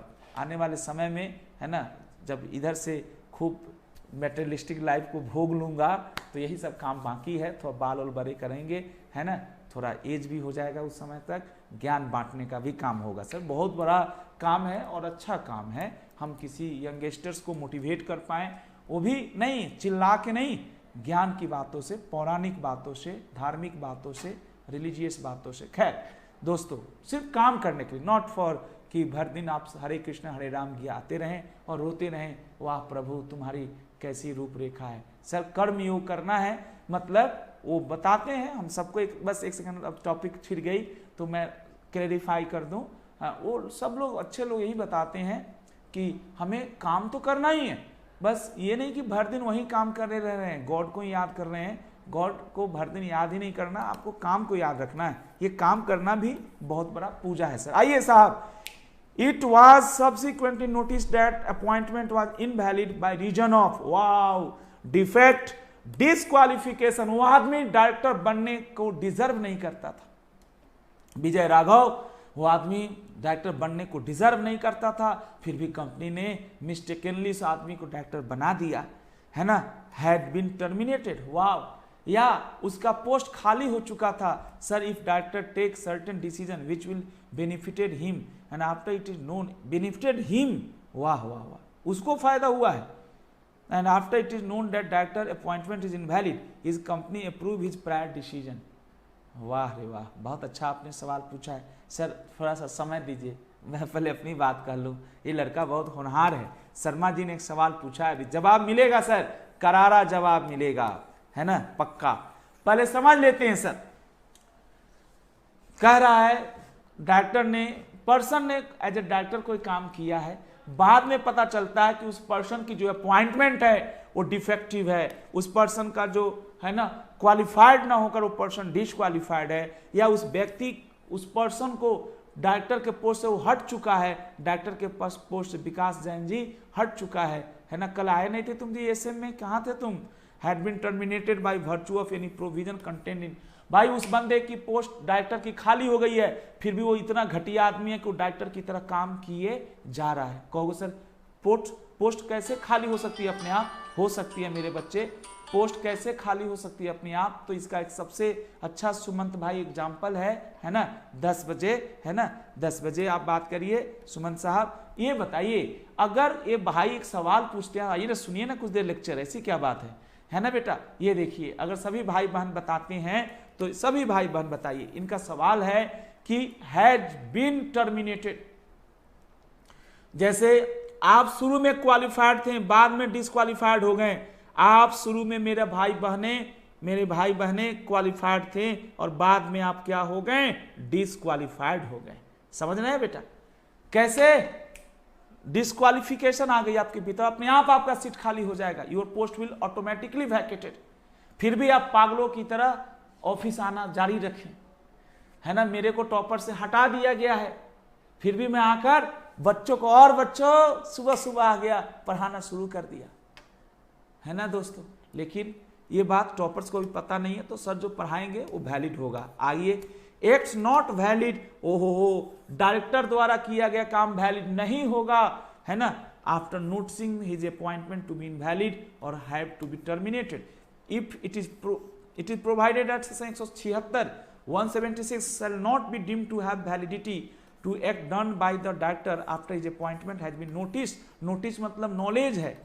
जब कंपनी को पता चल गया कि राजीव सिंह सुबह सुबह भी आके पढ़ा देता है, जबकि राजीव सिंह को हटाया जा चुका है टॉपर से, दोस्तों समझ रहे हैं मेरी बात, तो ये है इनवैलिड होगा और have terminated. In other words, subsequent act done by director shall not validate under the following circumstances. अच्छा, मजा आ गया सर, आहा क्या बात। सर लिखिएगा सर, सब सर अभी लिखिएगा नहीं सर, बेटा जो सीएमए वाले भाई हैं आप अपनी नोट्स खोल लीजिए, आपके बुक में वैसा होगा, थोड़ा बहुत बेरखी तो है दोनों ही किताबों में। ये देखिए, in any other words any subsequent act done by a director shall not get validated under the following circumstances. इन परिस्थितियों में वैलिड नहीं होगा। Where it comes to the notice of the company that his appointment is invalid और illegal और there is no appointment. लेकिन इसका knowledge होना चाहिए, नोटिस होना चाहिए। ये सब बेकार है, ये सब बेकार है। सिंपल समझिए, कोई कंपनी में किसी पर्सन का अपॉइंटमेंट गलत तरीके से हो गया, या वो पर्सन डायरेक्टर बनने के लिए डिस्क्वालीफाइड था, या वो पहले क्वालिफाइड था, बाद में उसके भीतर कुछ अवगुण आ गए, डिस्क्वालिफिकेशन आ गया। Sir I have not taught you, कुछ अवगुण आने के बाद इंसान का पोस्ट एज ए डायरेक्टर का पोस्ट अपने आप वैकेट हो जाता है। आप तो कुछ बच्चे जानते होंगे, आपके सर पढ़ाए होंगे, डिस्क्वालिफिकेशन में अपॉइंट ही नहीं होना चाहिए और सब्सिक्वेंट डिस्क्वालिफिकेशन में पोस्ट खाली हो जाता है। दोनों में बहुत फर्क है, दोनों में बहुत फर्क है सर। सर बहुत बहुत धन्यवाद आप सभी भाई बहनों का। Where it is in the notice of company, है ना sir, that his appointment has been terminated. एक तो है कि या तो अपॉइंटमेंट हुआ ही नहीं था या इलीगल था, या दूसरा था अपॉइंटमेंट हुआ तो वो समय वैलिड था लेकिन बाद में टर्मिनेट हो गया, और ये बात कंपनी को पता है फिर भी उस पर्सन को डायरेक्टर की तरह एक्ट करने दे रहा है। तीसरा है where it is noticed by the company that his acts are illegal, ultra vires the company of the companies act. जब लेकिन सब में एक चीज लिखा है, नोटिस्ड नोटिस्ड नोटिस्ड। सर ये सब बकवास है। Where it is noticed that मतलब कंपनी को पता है कि Rajiv Singh as a director of toppers कोई एक्टिविटी कर रहे हैं और वो एक्टिविटी इलीगल है, तो क्या इसको रेक्टिफाई किया जा सकता है? नहीं सर भूल को माफ किया जा सकता है ना, भूल को। सर आप इसको अच्छा कोड बनाइए ना, जीवन भर याद रहेगा। सर 176 है, ये दो बातें कहा, बेटा आप सब लोग बताइए। सर आप सभी अत्थर हैं सर, अत्थर लेखक। अरे मेरा बच्चा नहीं रहता, यकीन मानो, मैं भले बच्चा बोलता हूं आपको। सर राजीव सर ने, भगवान ने इतनी कृपा दे रखी है कि मेरे से पढ़ने के बाद आपको, है ना, कभी नेगेटिव या कमी तो नजर नहीं आएगी, खाली पॉजिटिव आएगा नजर। 176 बता दो अगर दम है तो। एक लाइन में, इतना फालतू नहीं चाहिए, एक लाइन बताओ, एक डायग्राम से बनाओ, बना के दिखाओ। मतलब अभी तो डायग्राम नहीं बना सकते, बट एक लाइन में बताओ। 176 को हम इतना नहीं समझा सकते, एक लाइन में बताओ क्या है 176। अगर किसी डायरेक्टर, किसी पर्सन का अपॉइंटमेंट डायरेक्टर की तरफ वैलिड हुआ ही नहीं था, या वो पर्सन डायरेक्टर बनने के लिए क्वालिफाइड नहीं था, या उस पर्सन का पोस्ट खत्म हो चुका था, या वो पर्सन कुछ गलत एक्टिविटी करता है, इलीगल काम करता है, लेकिन वो बात कंपनी को पता नहीं था, कंपनी के ज्ञान में नहीं था, कंपनी के नॉलेज में नहीं था, तो लॉ कहता है कि वो जो काम होगा, वो जो एक्टिविटी होगा, वो वैलिड ना होकर क्या होगा, है ना, वो सॉरी इनवैलिड ना होकर वैलिड होगा, क्योंकि कंपनी पे बाइंडिंग होगा। वैलिड का मतलब company can't deny to the third party कि मैं इस ट्रांजेक्शन को वैलिड नहीं मानता। और दूसरा जो लिखा है, अगर कंपनी को पता है कि राजीव सिंह, जैसे मैं राजीव सिंह, मैं आज तक टॉपर्स का टीचर था, अभी 10 बजे भगवान सर आए, बोले राजीव सर आप अब बहुत बड़े ज्ञानी हो गए हैं। बोला जी सर, अब आप कल से मत आइए टॉपर्स में। बोला जी सर, उन्होंने मेरे को आज टर्मिनेट कर दिया, ठीक है, आज हटा दिया। कल मैं सुबह सुबह फिर आ गया और रिकॉर्ड करा दिया। तो सर कल की भी रिकॉर्डिंग वैलिड है, क्योंकि भी टॉपर्स को पता नहीं था कि राजीव सर इतने बेशर्म है कि मना करने के बाद भी आकर रिकॉर्ड कर दिए। नहीं, मैं रिकॉर्ड तो करूंगा ना, फिर अब अपना रिकॉर्डिंग करूंगा अपने चैनल पे, है ना, अपना सेटअप लगाऊंगा, फिर मजबूरी है ना सर। देखो मैं हूं टीचर, तो ज्ञान ही बांटने का काम कर सकता हूं। मैं सीए बाद में हूं सर, पहले टीचर हूं, तो पहले तो मैं यही काम करूंगा। मेरा फर्स्ट कहते हैं ना पहला प्यार, है ना, या पहला जो अटैचमेंट है पढ़ाने से है। अब मजबूरी में तो दुनिया में आदमी सब कुछ करता है भाई। हरिश्चंद्र घास की रोटी भी खा गए, तो मजबूरी में तो आदमी कुछ भी कर सकता है। मैं उसकी बात कभी नहीं किया। मजबूरी क्यों हो भाई, आपका पहला प्यार आपको मिल जाए, इससे ज्यादा खुशी क्या हो सकती है। बोले सर प्यार का मतलब सर मैं पढ़ाई की बात कर रहा हूं यहाँ पे, ध्यान दीजिएगा। ये एक एग्जाम्पल आते हैं, इससे पहले एक और लिखा हुआ, ये भी पढ़ते हैं। Protection to the acts of MD WTD और मैनेजर, एक खास चुनिंदा लोग हैं, इन्हीं को केएमपी कहते हैं। अगला चैप्टर हम लोग का इसी का होगा। सब लिखवा रहा हूं इन टर्म्स ऑफ सेक्शन 196(5). अब 196 कहां से उठा लिया है, 196 ये तो पढ़ाया ही नहीं। हम लोगों ने लास्ट सेक्शन 192 पे रोक दिया है ना, यानी 192 के बाद 93, 94 को डिलीट भी कर दिया गया है कंपनी एक्ट से। 196 हम लोग पढ़ेंगे, any act done by managing director whole time. अच्छा, मैं समझ गया, before his appointment was disapproved by company. ये कुछ और लिखा है सर ये कुछ और लिखा है, ये भी अच्छा है। मतलब आपका इंस्टीट्यूट का बुक कितना अच्छा हो गया है सर। 176 बेसिकली डायरेक्टर को एक काम को प्रोटेक्ट करता है, और 196 20 कदम पे बैठा है एमडी। याद रखिए, ऐसे याद रहेगा सर। एमडी का अपॉइंटमेंट का मेन सेक्शन 196 ही है। 20 कदम पे सुनिए, 176 में मिला डायरेक्टर्स को प्रोटेक्शन, और 196 में मिलेगा मैनेजिंग डायरेक्टर को प्रोटेक्शन। सर जानते हैं बहुत अच्छा है सर। मेरे को याद आ गया एग्जाम्पल, सुनिएगा सर, एग्जाम्पल मेरे को याद आ गया। जैसे मैं टॉपर्स का डायरेक्टर हूं, समझने के लिए समझा रहा हूं सर। छोटी मुंह बड़ी बात, फिर भी समझिए, हंसाना है ना सर, रो के क्या पढ़ना। मैं टॉपर्स का डायरेक्टर हूं, और मेरे को अब एमडी बनने का मौका मिला टॉपर्स में। लेकिन टॉपर्स के आर्टिकल ऑफ एसोसिएशन के अनुसार एमडी का अप्रूवल, एमडी का जो अपॉइंटमेंट है उसका अप्रूवल कराना पड़ता है मेंबर से। किससे? मेंबर से। मतलब मैं प्रोविजनली, मेरे को बीओडी ने एमडी का पोस्ट दे दिया, लेकिन कंपनी के आर्टिकल के अनुसार एमडी का पोस्ट प्रोविजनली आप 3 ही महीने तक होल्ड कर सकते हैं। 3 महीने बाद 3 महीने के भीतर मेंबर से अप्रूव करना है, और अगर मेंबर्स ने 3 महीने में नहीं अप्रूव किया तो आपका एमडी का पोस्ट खाली हो जाएगा। लेकिन इन 3 महीना बैठे तो नहीं होंगे ना, प्रोविजनली मैंने कुछ ना कुछ तो काम किया होगा as a in the capacity of managing director of toppers classes. बाद में मेंबर्स को मेरा शक्ल पसंद नहीं आया, उन्होंने कहा नहीं इसका थोबड़ा ठीक नहीं है, ये एमडी बनने लायक नहीं है, हटाओ इसको, है ना। माधुरी दीक्षित को एमडी बनाओ कंपनी का, समझने के लिए एक एग्जांपल है, समझने के लिए बेटा। अब मेरे को 2-3 महीने में रहा एमडी के पोस्ट पे। In the capacity of MD I signed upon various contract, various documents. Now what I want to ask from your side, आपसे मैं पूछना चाहूंगा, है ना, ask from you whether the transaction signed by, contract made by, documents signed by so called provisional managing director is valid। क्या valid है? आपका जवाब जो है आप लिख कर भेजिए।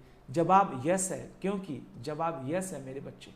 बहुत बहुत धन्यवाद। आप सभी भाई बहन ऐसे जीवन में आगे बढ़ते जाइए, इससे अच्छी चीज दुनिया में कुछ नहीं है मेरे लिए बेटा, है ना। आप इतना प्यारे भाई बहन हमारे हैं, है ना। In terms of section 196(5) any act done by managing director और होल टाइम डायरेक्टर और manager before his appointment was disapproved, वही बात है ना, डिसअप्रूव्ड करने के, है ना, विल बी वैलिड। आप देखिए एग्जाम्पल है एक, यस बेटा, यस धन्यवाद। Mister Mohan was appointed director.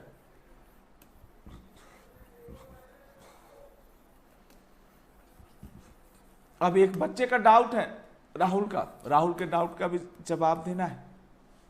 Mister Mohan was appointed as a director of at the AGM of the company held on 30 September 2018 and he functioned in the capacity as director from then onwards. Subsequently, during the mid of August, it was noticed that there was certain irregularities in his appointment. हो 30 सितंबर को AGM में regular director इसको बोलते हैं, I have not taught you, casual director, regular director. Regular director वो director होता है who is regularly normally appointed by the members and therefore 31 August 2019 his appointment was declared invalid. हो 30 सितंबर को appoint हुआ और करीबन 30 सितंबर से एक साल, रफली एक साल ही हुआ। पूरा 30 सितंबर से 31 अगस्त तक रफली एक साल ही होता है। His appointment was declared invalid. However, Mr. Mohan continued to act as a director even after 31st August 2019. Whether the subsequent act done by him as a director are valid and binding on the company, क्या उसका जो subsequent act है वो valid है और company पे binding है, तो बेटा हम क्या कहें, हम कहेंगे कि वो वैलिड नहीं है कि है। अब बताइए क्या मस्त क्वेश्चन आएगा भाई। सीएमए वाले जयदीप साहब चले गए लगता है ना। बताइए बेटा, जाइए मत बेटा, है ना, ये सब लिखा है। हा अकॉर्डिंग टू सेक्शन 176। सर मैंने बोला था ना, this is really great one. Sir आप उतना बकवास मत कीजिए, आप सिंपल ये लिखिए, if it is found that appointment of director was not proper, there was some procedural procedural defects, or there was some technical defects, the director was not disqualified, still you appointed him as a director। ये सब ऐसे लिखना होगा, तब आपको मजा आएगा। Sir अगर आप में से किसी भाई बहन को समझ में आया हो तो बताइए, अभी आपका बकवास न करते हुए मैं लिखवा देता हूं, है ना सर। लिखिए बेटा, डिफेक्ट्स इन अपॉइंटमेंट। और कुछ बच्चा बहुत शैतान है, वो हर बार एमडी डब्ल्यूटीडी ले आता। अरे बाबा भी डायरेक्टर सीखो ना। 196 हम तो याद हो गया, तुम्हारे जैसा मैं नहीं हूं। 176 196 मैं ऐसे अपने मन में बैठाता हूं, बात फीडिंग करता हूं अपने दिमाग में कि जब कभी दोबारा पढ़ाऊंगा तो 1 सेकंड में बता दूंगा कि भैया आप फलाना पेज खोलो, 3.43 खोलो, है ना, 42 खोलो और इसमें ये पन्ना मिलेगा। बच्चा अरे वाह, ये तो टीचर पूरा किताब ही इसके दिमाग में है। क्यों नहीं है भाई, हर दिन कोड बनाने की कोशिश करता हूं, आपके तरह थोड़े हूं कि आप जवाब भी नहीं दे पाते। Defects in appointment of director etcetera, etcetera भी चाहो तो लिख सकते हो, बट अभी डायरेक्टर रहने दो, एक्सेट्रा 196 वाला आ जाएगा। Director will not invalidate the transaction after notice not valid। yes, Jaydeep ji हैं, will not invalidate the transaction। Jaideep जी गए नहीं है भाई, ये बंदा सुन रहा है मेरी बात। हाँ और क्या, कम से कम इतना तो रिवार्ड चाहिए मुझे, है ना। और अब तो बेटा, है ना, आप टॉपर्स के ऐप से ये सारे वीडियोस प्रोफेशनल वे में खरीद भी सकते हैं, है ना, और अच्छा क्वालिटी का मिलेगा, इससे भी अच्छा, है ना। हम लोग बेटा ऐप के लिए अलग से भी काम कर रहे हैं, अलग से भी रिकॉर्ड करते हैं, नोट्स भी बनाने की पूरी कोशिश जारी हो गई है, अपडेटेड नोट्स, है ना, अमेंडमेंट्स क्लासेस सारी होगी सर। थोड़ा सा सीखना था, आपने भी सीख लिया, थोड़ा बहुत हमने भी कोशिश किया, है ना। कॉन्फिडेंस बड़ी चीज़ थी जो आप लोगों ने डेवलप कर लिया। आइए साहब एक बार शुरू करते हैं। हाँ थोड़ा बहुत बेटे टॉपर्स के ऐप को भी डाउनलोड कीजिए आप लोग, उसमें अच्छा लगता है, क्योंकि है ना आप लोग के अब ऐप डाउनलोड करने से उसको आप लॉगिन करिए, उसमें देखिए क्या क्या प्रोडक्ट्स उपलब्ध है, आप चाहें तो उन प्रोडक्ट्स को यूज कर सकते हैं, समझ सकते हैं। ये देखिए, defects in appointment of director will not invalidate the transaction, transaction को इनवैलिडेट नहीं करेगा। चलिए दोस्तों, पहला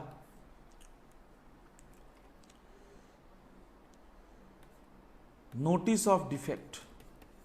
नोटिस मीन्स नॉलेज, ये बहुत सिंपल है सर। नोटिस या knowledge of defect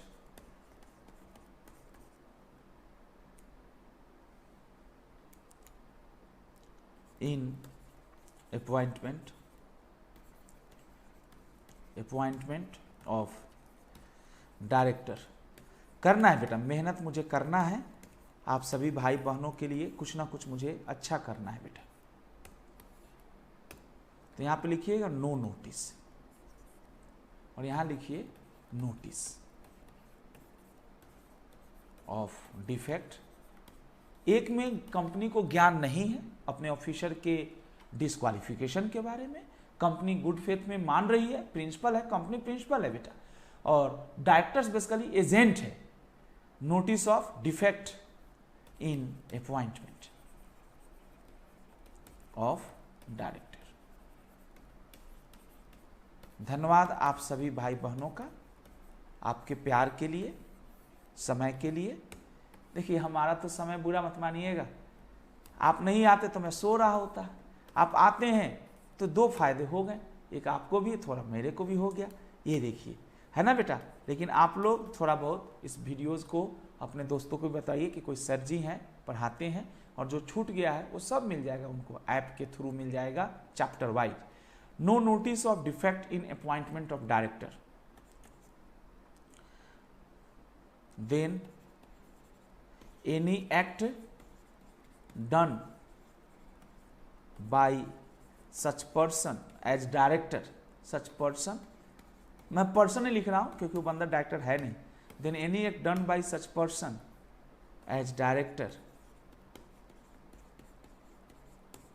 then any act done by such person as director will be any act done by such person as director will be, क्या होगा, will be valid. Valid means binding upon the company. Company can't deny that this is not my act. Sir क्यों नहीं है, मैंने 176 आपको पढ़ाया, यकीन मानिए 175 तक तो जनरल मीटिंग का प्रोविजन था, 73 में था बोर्ड मीटिंग, सॉरी उल्टा हो रहा है, बोर्ड मीटिंग था, 73 में फ्रीक्वेंसी, 74 में कोरम था, 75 में आरबीसी था, रिजोल्यूशन बाय सर्कुलेशन। उसके बाद 176 मैंने नहीं पढ़ाया क्योंकि ये पावर से रिलेटेड था। ये बेसिकली आपको 100 जब आपको 77 79 जब पढ़ाया था ना 179, उसके साथ पढ़ाना चाहिए कि पावर्स अगर यूज किया है director as a agent company का, और बाद में पता चलता है कि उसको ये पावर यूज ही नहीं करने थे क्योंकि उसका अपॉइंटमेंट, वो डायरेक्टर है ही नहीं, वो पर्सन जो है डायरेक्टर ही नहीं है, तो बहुत सारी बातें हो सकती है। ये लिखिए, then any act done by such director as such person as director will be valid. वो वैलिड होगा, कैसे वैलिड होगा ये सीखिए। Will be valid, that is binding upon the company, binding upon the company. धन्यवाद आप सभी भाई बहनों का प्यार पाया मैंने, इसके लिए लास्ट लिखिए, any act done by such person as director. हमने ये माना कि वो व्यक्ति डायरेक्टर जो अपने आप को कर रहा है वो या तो वैलिडली अपॉइंट ही नहीं हुआ था, या अपॉइंट हुआ तो उसकी नौकरी खत्म हो गई, टर्मिनेटेड हो गई। Any act done by such person as director will not be valid, क्योंकि आपको पता चल गया था, not be valid, that is not binding upon the company, not binding upon the company. ये छोटा सा पॉइंट है, कंपनी के ऊपर बाइंडिंग नहीं होगा, not binding upon the company. ये छोटा सा पॉइंट है जो मैंने आपके साथ शेयर किया। क्या हमारे शेयर को समझ में आ गया? अब आइए, एक एग्जाम्पल है वो केस स्टडी वाला, वो करने की जरूरत है नहीं, है ना, वो कर लेंगे क्या आप? चलिए कर लेते हैं। एक एग्जाम्पल है सर आ जाइए, कोई दिक्कत नहीं सर। डेट ऑफ अपॉइंटमेंट, मैं सर बहुत सिंपल लिखूंगा सर, आपको याद हो जाएगा। Date of appointment as director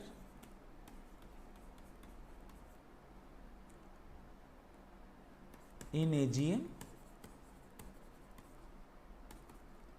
30/9/2018।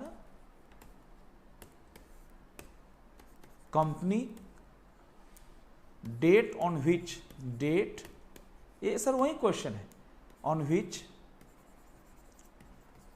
Company comes to know the defect know the defect in appointment,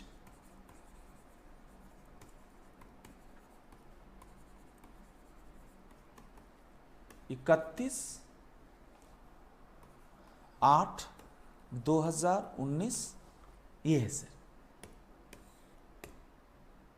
determine the, अभी बेटा उस बच्चे का सवाल का जवाब देना राहुल का। आज बेटा राहुल सबसे पहले बाजी मारे हैं, हम लोग आजकल लेट हो जा रहे हैं रोज दिन, आज भी हम लोग 18 मिनट लेट थे। खैर, डिटरमाइन द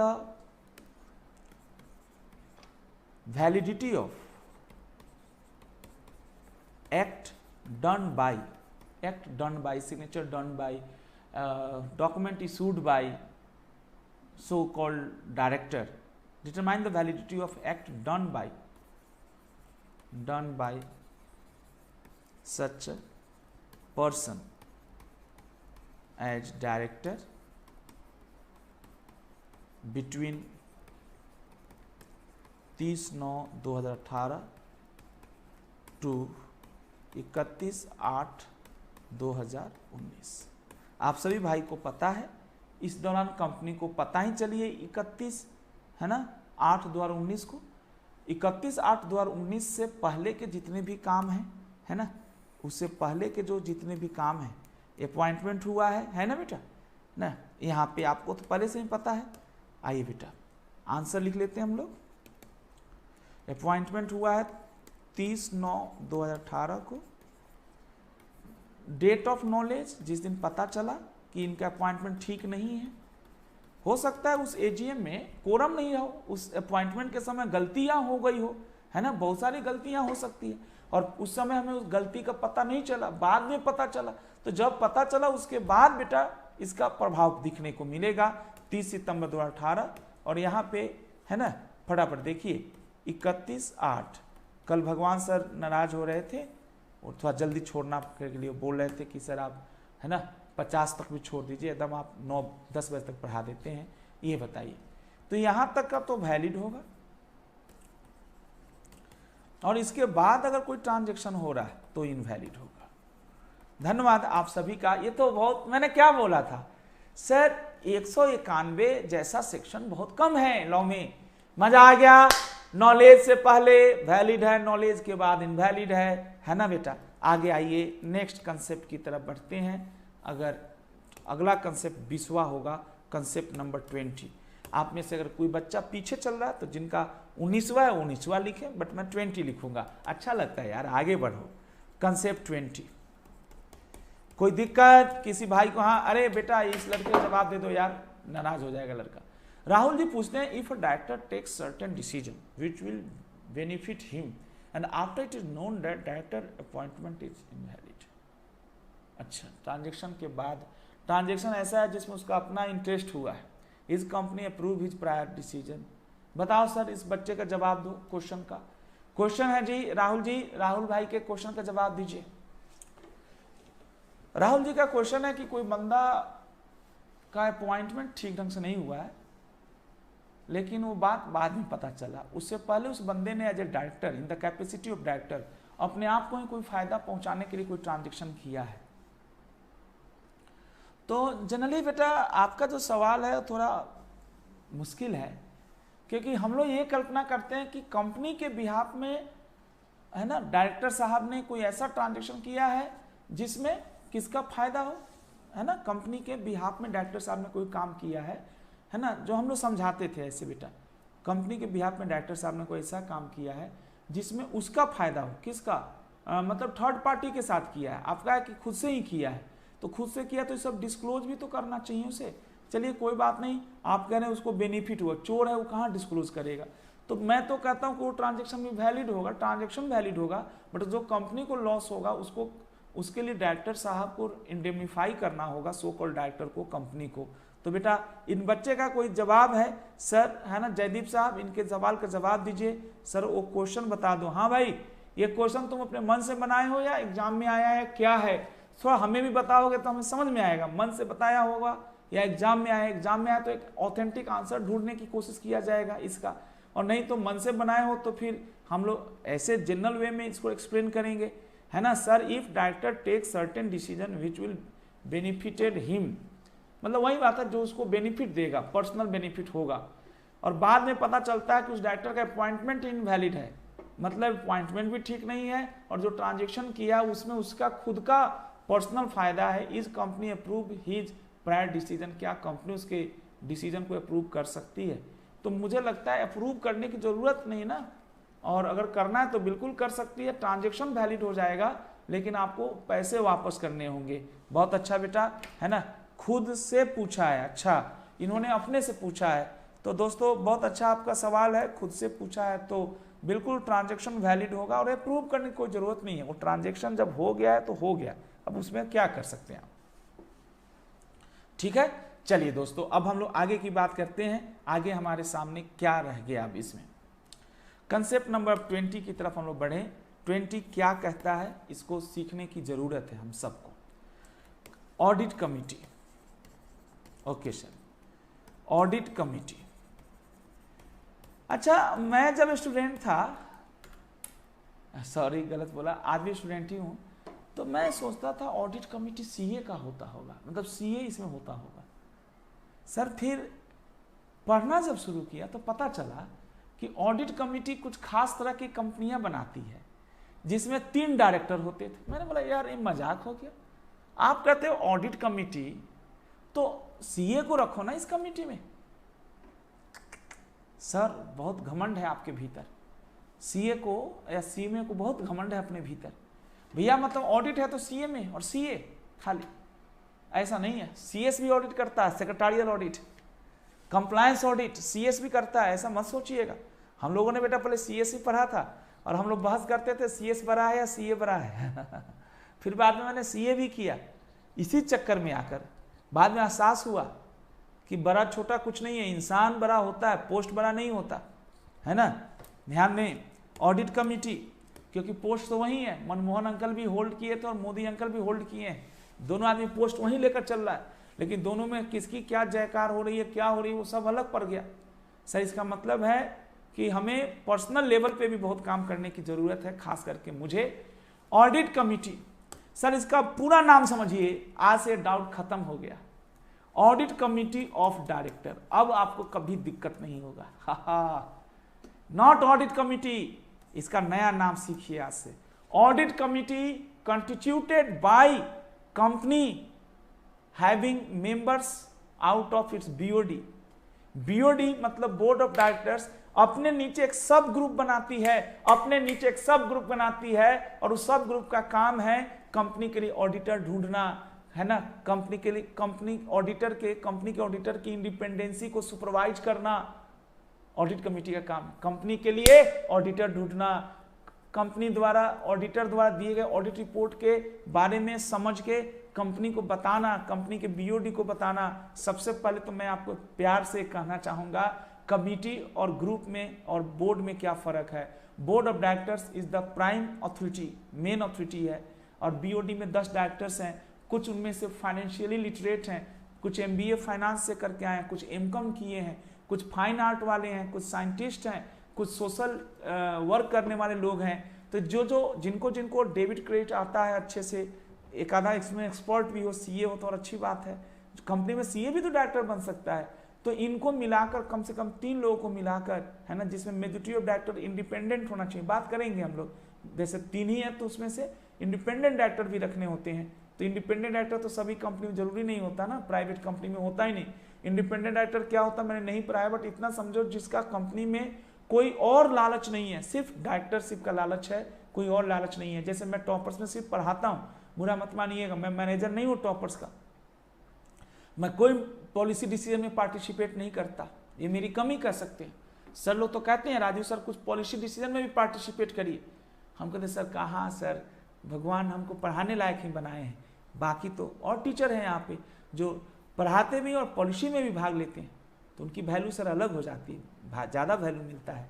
सर ध्यान दीजिएगा, ऑडिट कमिटी ऑफ डायरेक्टर, इसको समझने की कोशिश करिएगा। अगर आपको समझ में आए तो मुझे बहुत खुशी होगी आप सभी भाई बहनों को पढ़ा के। ऑडिट कमिटी समझने से पहले कमिटी का मतलब समझिए। Committee is a sub group of board of directors consisting of expert members, है ना, to up for achieving a particular goal. जैसे अभी आज ही पढ़ाऊंगा नॉमिनेशन एंड रेमुनरेशन कमेटी, अलग अलग है नॉमिनेशन एंड रेमुनरेशन कमेटी। इसमें जो MBA HR से किया होगा उन डायरेक्टर्स को रखेंगे। ये NRC का मेन काम क्या है, NRC है ना, अरे भाई NRC वो वाला नहीं जो डिस्प्यूटेड है। नॉमिनेशन एंड रेमुनरेशन कमेटी का मेन काम है ना, सक्सेसर ढूंढना। जैसे राजीव सर टॉपर्स में पढ़ा रहे हैं, लॉ पढ़ाते हैं, तो इनके NRC का काम है मेरा तो 4-5 सब्स्टिट्यूट ढूंढना, 4-5 सब्स्टिट्यूट ढूंढ के भगवान सर कान में बोल दिया राजीव को भाव देने की जरूरत नहीं है, चला भी जाए तो ये सब तैयार है पढ़ाने के लिए और राजीव से अच्छा पढ़ा लेता है। बोला हाँ सर, ये काम होता है नॉमिनेशन एंड रेमुनरेशन कमेटी का। मैनेजिंग डायरेक्टर बहुत भाव खा रहा है तो हमारे में से कोई दूसरा डायरेक्टर मैनेजिंग डायरेक्टर बन सकता है, इसको ग्रूम करने का काम होता है। और ये रेमुनरेशन भी तय करता है कि किस टीचर का, किस डायरेक्टर का रेमुनरेशन बढ़ाया जाए और कितना बढ़ाया जाए, 10%, 20%, 5%। बट कमेटी केवल रिकमेंड करती है, चाहे वो ऑडिट कमेटी हो या नॉमिनेशन एंड रेमुनरेशन कमेटी हो। सर एक और, आप जब कमेटी की बात चली है तो एक और कमेटी मैं आपको बताना चाहता हूँ। CA इंटर में हम लोग पढ़ाते हैं CSR कमेटी सेक्शन 135 में है। सर पहले तो आप समझिए कमेटी होता क्या है, उसके बाद सर 2 मिनट में सर आपका ये खत्म हो जाएगा, 2 से 4 मिनट में खत्म हो जाएगा। और बेटा वीडियो को जरा लाइक कर लीजिए, लाइक में 0 दिख रहा है, ये तो गलत बात है। आप सब लोग जरा वीडियो को पहले लाइक कर दीजिए, है ना। लाइक से अभी हमको 0 दिखा रहा है, क्या बात है भाई, लाइक करिए सब लोग। लाइक करने में क्या है, एक अंगूठा ही तो दिखाना है, लाइक कर दीजिए, है ना। Audit committee of directors ACD, her book में आपको ऑडिट कमेटी मिलेगा, लेकिन राजीव सर के बुक में ऑडिट कमेटी ऑफ डायरेक्टर्स मिलेगा। सेक्शन आपका है 177 और ये बहुत ही व्यापक यूं कह सकते हैं सेक्शन है। आज मैं इसकी व्यापकता की बात बाद में करूंगा, पहले हम अपने भाई बहनों को कमेटी क्या होता है उसका मीनिंग सिखाऊंगा। और अगर आपको समझ में आया कमेटी बनाने के पीछे एक ही मंशा होती है, एक ही इंटेंशन होता है, वो इंटेंशन क्या होता है, कमेटी बनाने का एक मेन इंटेंशन होता है, वो इंटेंशन क्या होता है वो मैं बताऊं। Intention is very simple. Committee बनाने का इंटेंशन क्या है कि हम चाहते हैं बेटा कमेटी बनाने का पहला इंटेंशन, हम क्या चाहते हैं कि जो जिस फील्ड का एक्सपर्ट है वो उस तरह के काम को उस तरह के काम को हैंडल करे, है ना। जैसे कोई बहुत मीठा बोलता है, उसको इन्वेस्टर ग्रीवियांस कमेटी, एक और कमेटी आपके कोर्स में इन्वेस्टर ग्रीवियांस कमेटी। जैसे राजीव सर के बारे में भगवान सर बोलते हैं, जब कोई जैसे बुरा मत मानिए, जस्ट एक एग्जांपल अपनी तारीफ कर रहा हूँ, जैसे कोई प्रॉब्लम्स आती है या इनकम टैक्स में टॉपर्स का कोई केस फंसता है तो मुझे भेजते हैं, एकदम मैं गरीब जैसा जाता हूँ, बोलता हूँ सर देख लो सर बहुत दिक्कत है। बोला तुमको या तेरी कंपनी को, तो CA है ना। बोला हाँ सर हम दोनों को दिक्कत है सर। बोला अच्छा है ना, तो बड़ा बेटा वो खुश हो जाता है, वो अच्छा है ना, खुश हो जाता है और खुश होकर बोलता है अरे वाह यार तू तो बहुत सीधा आदमी है। बोला सर जी सर, सीधे सीधे से तो यहाँ तक पहुँचे, टेढ़े होते तो कहीं और फंस गए होते, सीधा हूँ ना इसलिए यहाँ तक पहुँचा हूँ। तो खैर दोस्तों अपनी मजाक मैंने अपने आप से उड़ाया।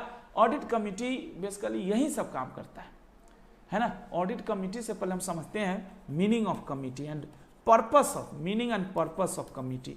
सर जिस दिन आपको ये दिल से समझ में आ जाए ना, फिर कभी जीवन में कष्ट नहीं होगा। आप रटते हैं इसलिए कष्ट होता है। ऑडिट कमेटी इसका सारा काम ऑडिट से, ऑडिटर से रिलेटेड है और इसमें और CA नहीं होता, ये बंदा ऑडिटर नहीं है, ऑडिटर तो अलग है, स्टैट्यूटरी ऑडिटर है ना। ऑडिट कमेटी हमारा अपना इंटरनल समझ लीजिए कि डायरेक्टर्स का ग्रुप है जिसके थ्रू हम ऑडिटर, देखो ना सर कंपनी कैसे समझेगी कि ऑडिटर जो काम कर रहा है वो ठीक कर रहा है, ऑडिटर कॉम्पिटेंट है और ऑडिटर इंडिपेंडेंसी को मेंटेन कर रहा है पोस्ट अपॉइंटमेंट। ऐसा तो नहीं ऑडिटर एकदम फ्रैंक हो रहा है, फ्रेंडली हो रहा है। सर ये गलत बात है ना, फ्रेंडली नहीं होना चाहिए। Meaning and purpose of committee, committee का मीनिंग और पर्पस। आइए दोस्तों सबसे पहले लिखिए committee is a sub group, committee is a sub group.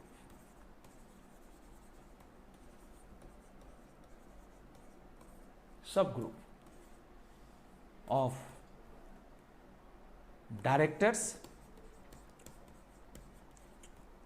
having some specialized skill, having some specialized skills. Committee is a subgroup of directors having some specialised skills, जिनके पास कुछ क्या होता है बेटा, स्पेशलाइज्ड स्किल्स होता है। कमिटी इज ए सब group of directors having some specialised skills for some specific purpose, some specific purpose. अगर आपसे कोई पूछता है कि क्या होता है ना बेटा, तो ये आप जरूर बताइएगा ऑडिट कमेटी। सभी भाई बहनें खुश होकर बताइए, क्या हमारे भाई बहनों को ऑडिट कमेटी समझ में आया? नहीं सॉरी, कमेटी समझ में आया, क्या होता है, क्यों, सब स्पेसिफिक पर्पस है सर मैं तो ऐसे याद करता हूँ। Nomination and remuneration committee, obvious ही बात है, ये कंपनी में डायरेक्टर मैनेजर ढूंढते रहता है। ये भी डायरेक्टर है, लेकिन देखता है कि अभी जो एमडी है अगर एकाएक से मर जाए, हटा दिया जाए, तो इसके बदले में कौन ऐसा हमारा डायरेक्टर में से, हम ही में से कौन है जो उसको ग्रूम किया जाए, ग्रूम मतलब उसको थोड़ा मोटिवेट किया जाए, उसको ट्रेनिंग दी जाए, तो शायद बढ़िया एमडी बन सकता है, बढ़िया सीईओ बन सकता है। सर टैलेंटेड एम्प्लॉय को ढूंढना, उनकी सैलरी, उनका कंपनसेशन, ये सब सलाह देना। लेकिन ध्यान देंगे, कमिटी के पास फाइनल अथॉरिटी नहीं होता, कमिटी रिकमेंड करता है। सर सभी भाई बताइएगा, एक लाइन और लिखिए, सर कभी नहीं भूलेंगे जीवन में ये प्यार भरी बातें जो मैंने ज्ञान से आपको समझाया। कमिटी रिकमेंड, कमिटी रिकमेंड करता है, कमिटी रिकमेंड द, है ना बेटा, किसको रिकमेंड करता है, recommend the BOD, and it is up to BOD. Sir final authority तो बीओडी ही है, it is up to BOD to accept, modify और रिजेक्ट द, एक्सेप्ट, मॉडिफाई और reject the,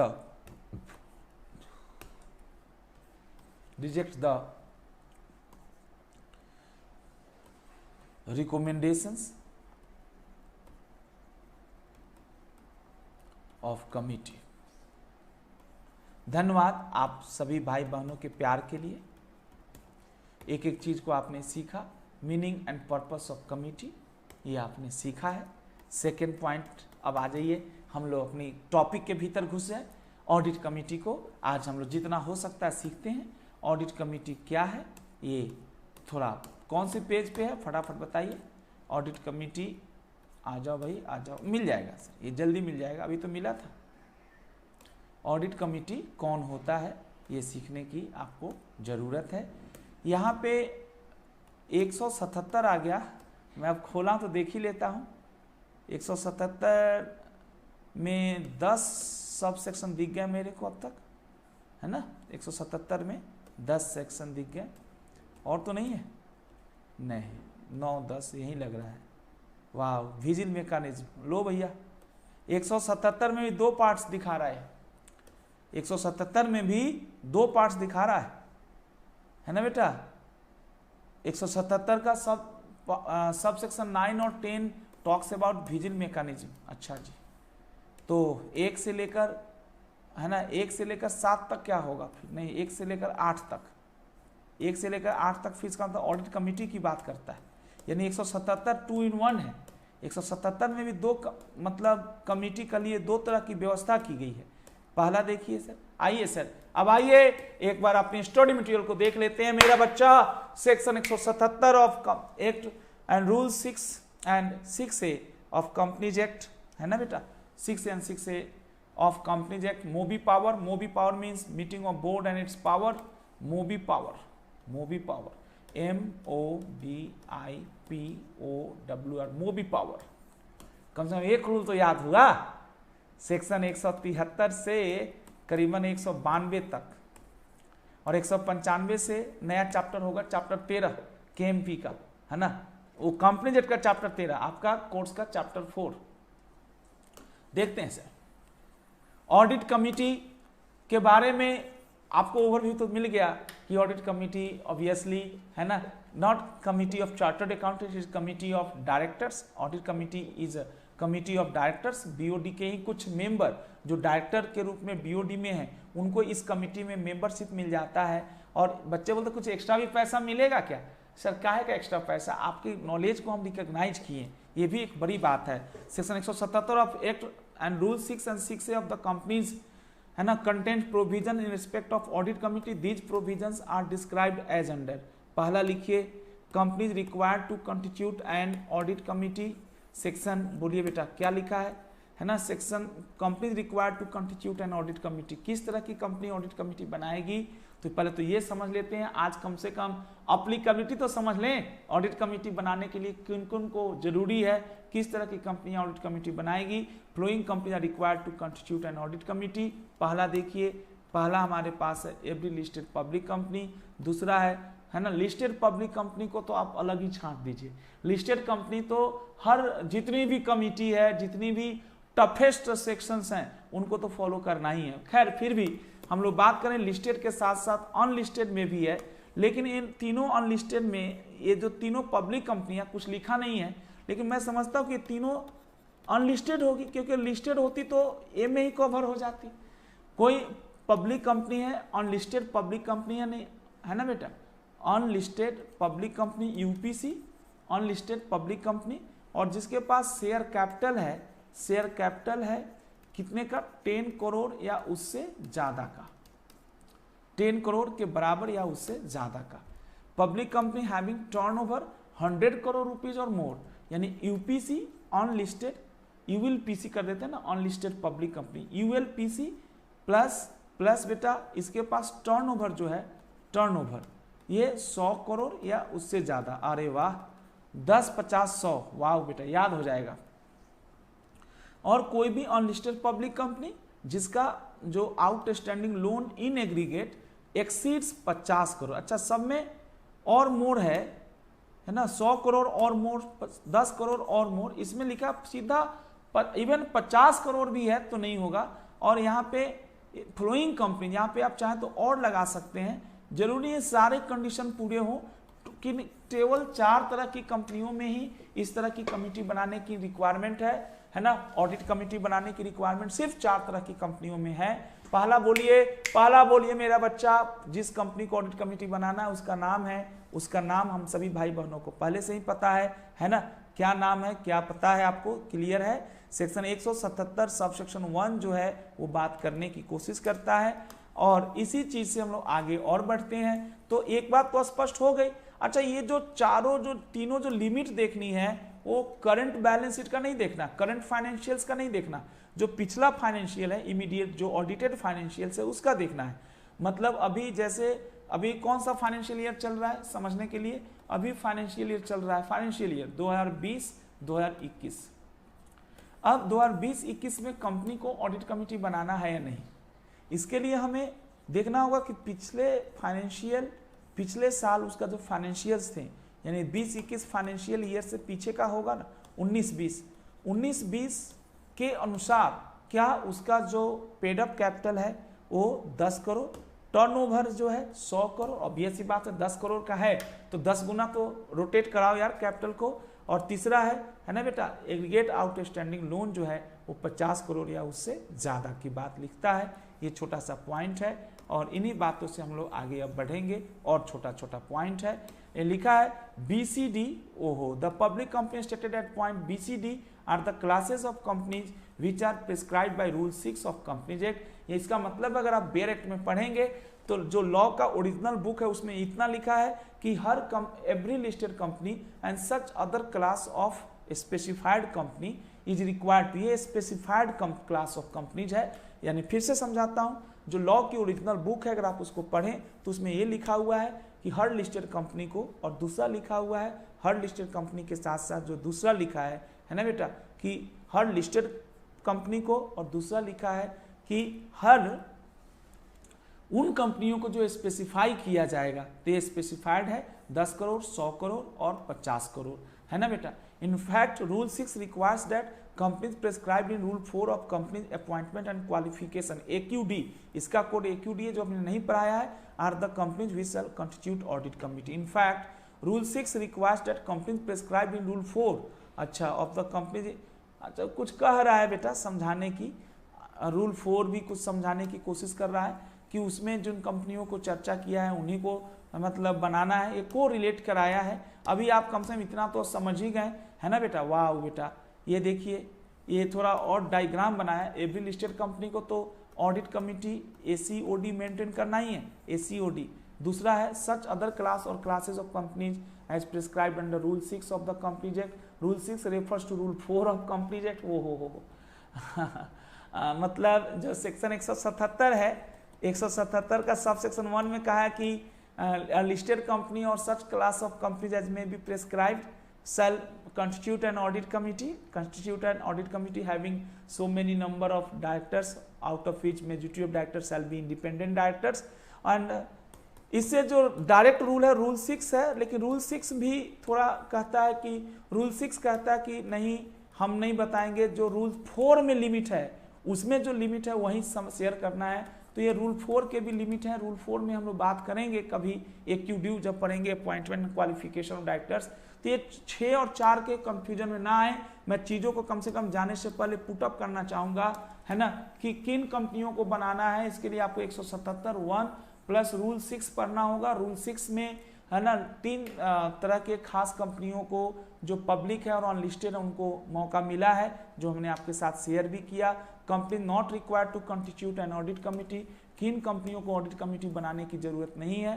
following unlisted companies are not covered by rule 4(1) of companies act and therefore not required. एक joint venture को, wholly owned subsidiary को और dormant company को, जो section 455 में dormant हो जाती है ना। डोरमेंट कंपनी मीन्स कोई भी कंपनी जो रजिस्टर्ड तो है लेकिन एक्टिव ट्रांजेक्शन नहीं करती है। ये छोटा सा पॉइंट है और यही बात है। तो सर कम से कम जाने से पहले ये बताइए ऑडिट कमेटी से आसान क्या है। ऑडिट कमेटी बेटा किन कंपनियों में बनाना जरूरी है? 4 तरह की कंपनियों में, listed plus unlisted. Unlisted public company, private में तो कभी जरूरत ही नहीं है ऑडिट कमेटी बनाने का। जैसे टॉपर्स में कोई ऑडिट कमेटी ऑफ डायरेक्टर्स बनाने की जरूरत नहीं है, लेकिन रिलायंस इंडस्ट्री लिमिटेड में ऑडिट कमेटी ऑफ डायरेक्टर्स होगा। एक तो रिलायंस लिस्टेड है, और अगर लिस्टेड नहीं भी होता, जैसे पतंजलि है, जहां तक मेरी जानकारी है पतंजलि के शेयर्स लिस्टेड नहीं है, पतंजलि के शेयर्स, लेकिन मान लीजिए इसका नाम पतंजलि आयुर्वेद प्राइवेट लिमिटेड है, तब उसको ऑडिट कमेटी बनाने की जरूरत नहीं है। लेकिन उसका नाम पतंजलि आयुर्वेद लिमिटेड हो तो शायद बनाने की जरूरत पड़ती। यहाँ पे दे रखा है, when a company ceases to constitute audit committee, a company which was obligated मतलब था past to constitute an audit committee shall not be required to constitute such audit committee if it ceases to fulfill any of the 3 conditions relating to paid up share capital, turnover और outstanding loan, जो ऊपर हम लोगों ने पढ़ा था। Paid up capital 10 crore या उससे ज़्यादा नहीं है, आपका टर्नओवर 100 करोड़ या उससे ज़्यादा आ जाओ, उससे 100 करोड़ या उससे ज़्यादा नहीं है। और तीसरा जो हमारे पास पॉइंट है, जो तीसरा पॉइंट है वो भी बहुत सिंपल है। तीसरा है कि आपका जो एग्रीगेट आउटस्टैंडिंग लोन है वो 50 करोड़ या उससे कम नहीं है। तो इस तरह की बातों को आप शेयर कर सकते हैं। देखिए अब थोड़ा फोटो सही आ रहा है ना, आज बेटा हमने बिना लाइट जलाए हुए पढ़ा लिए। अब एक छोटा सा पॉइंट था, इसको आप करके आइए। अगली क्लास में जब हम लोग मिलते हैं तो ऑडिट कमेटी की पूरी धज्जियाँ उड़ा दिया जाएगा। ओके दोस्तों, आप मजे करिए है ना, एंजॉय करिए और ऐसे जीवन में आगे बढ़ते रहिए। ठीक है जी, चलिए सभी बच्चे है ना रेगुलर रूप से आइए, खूब मेहनत करिए और तब आगे बढ़ते हैं। ठीक है साहब।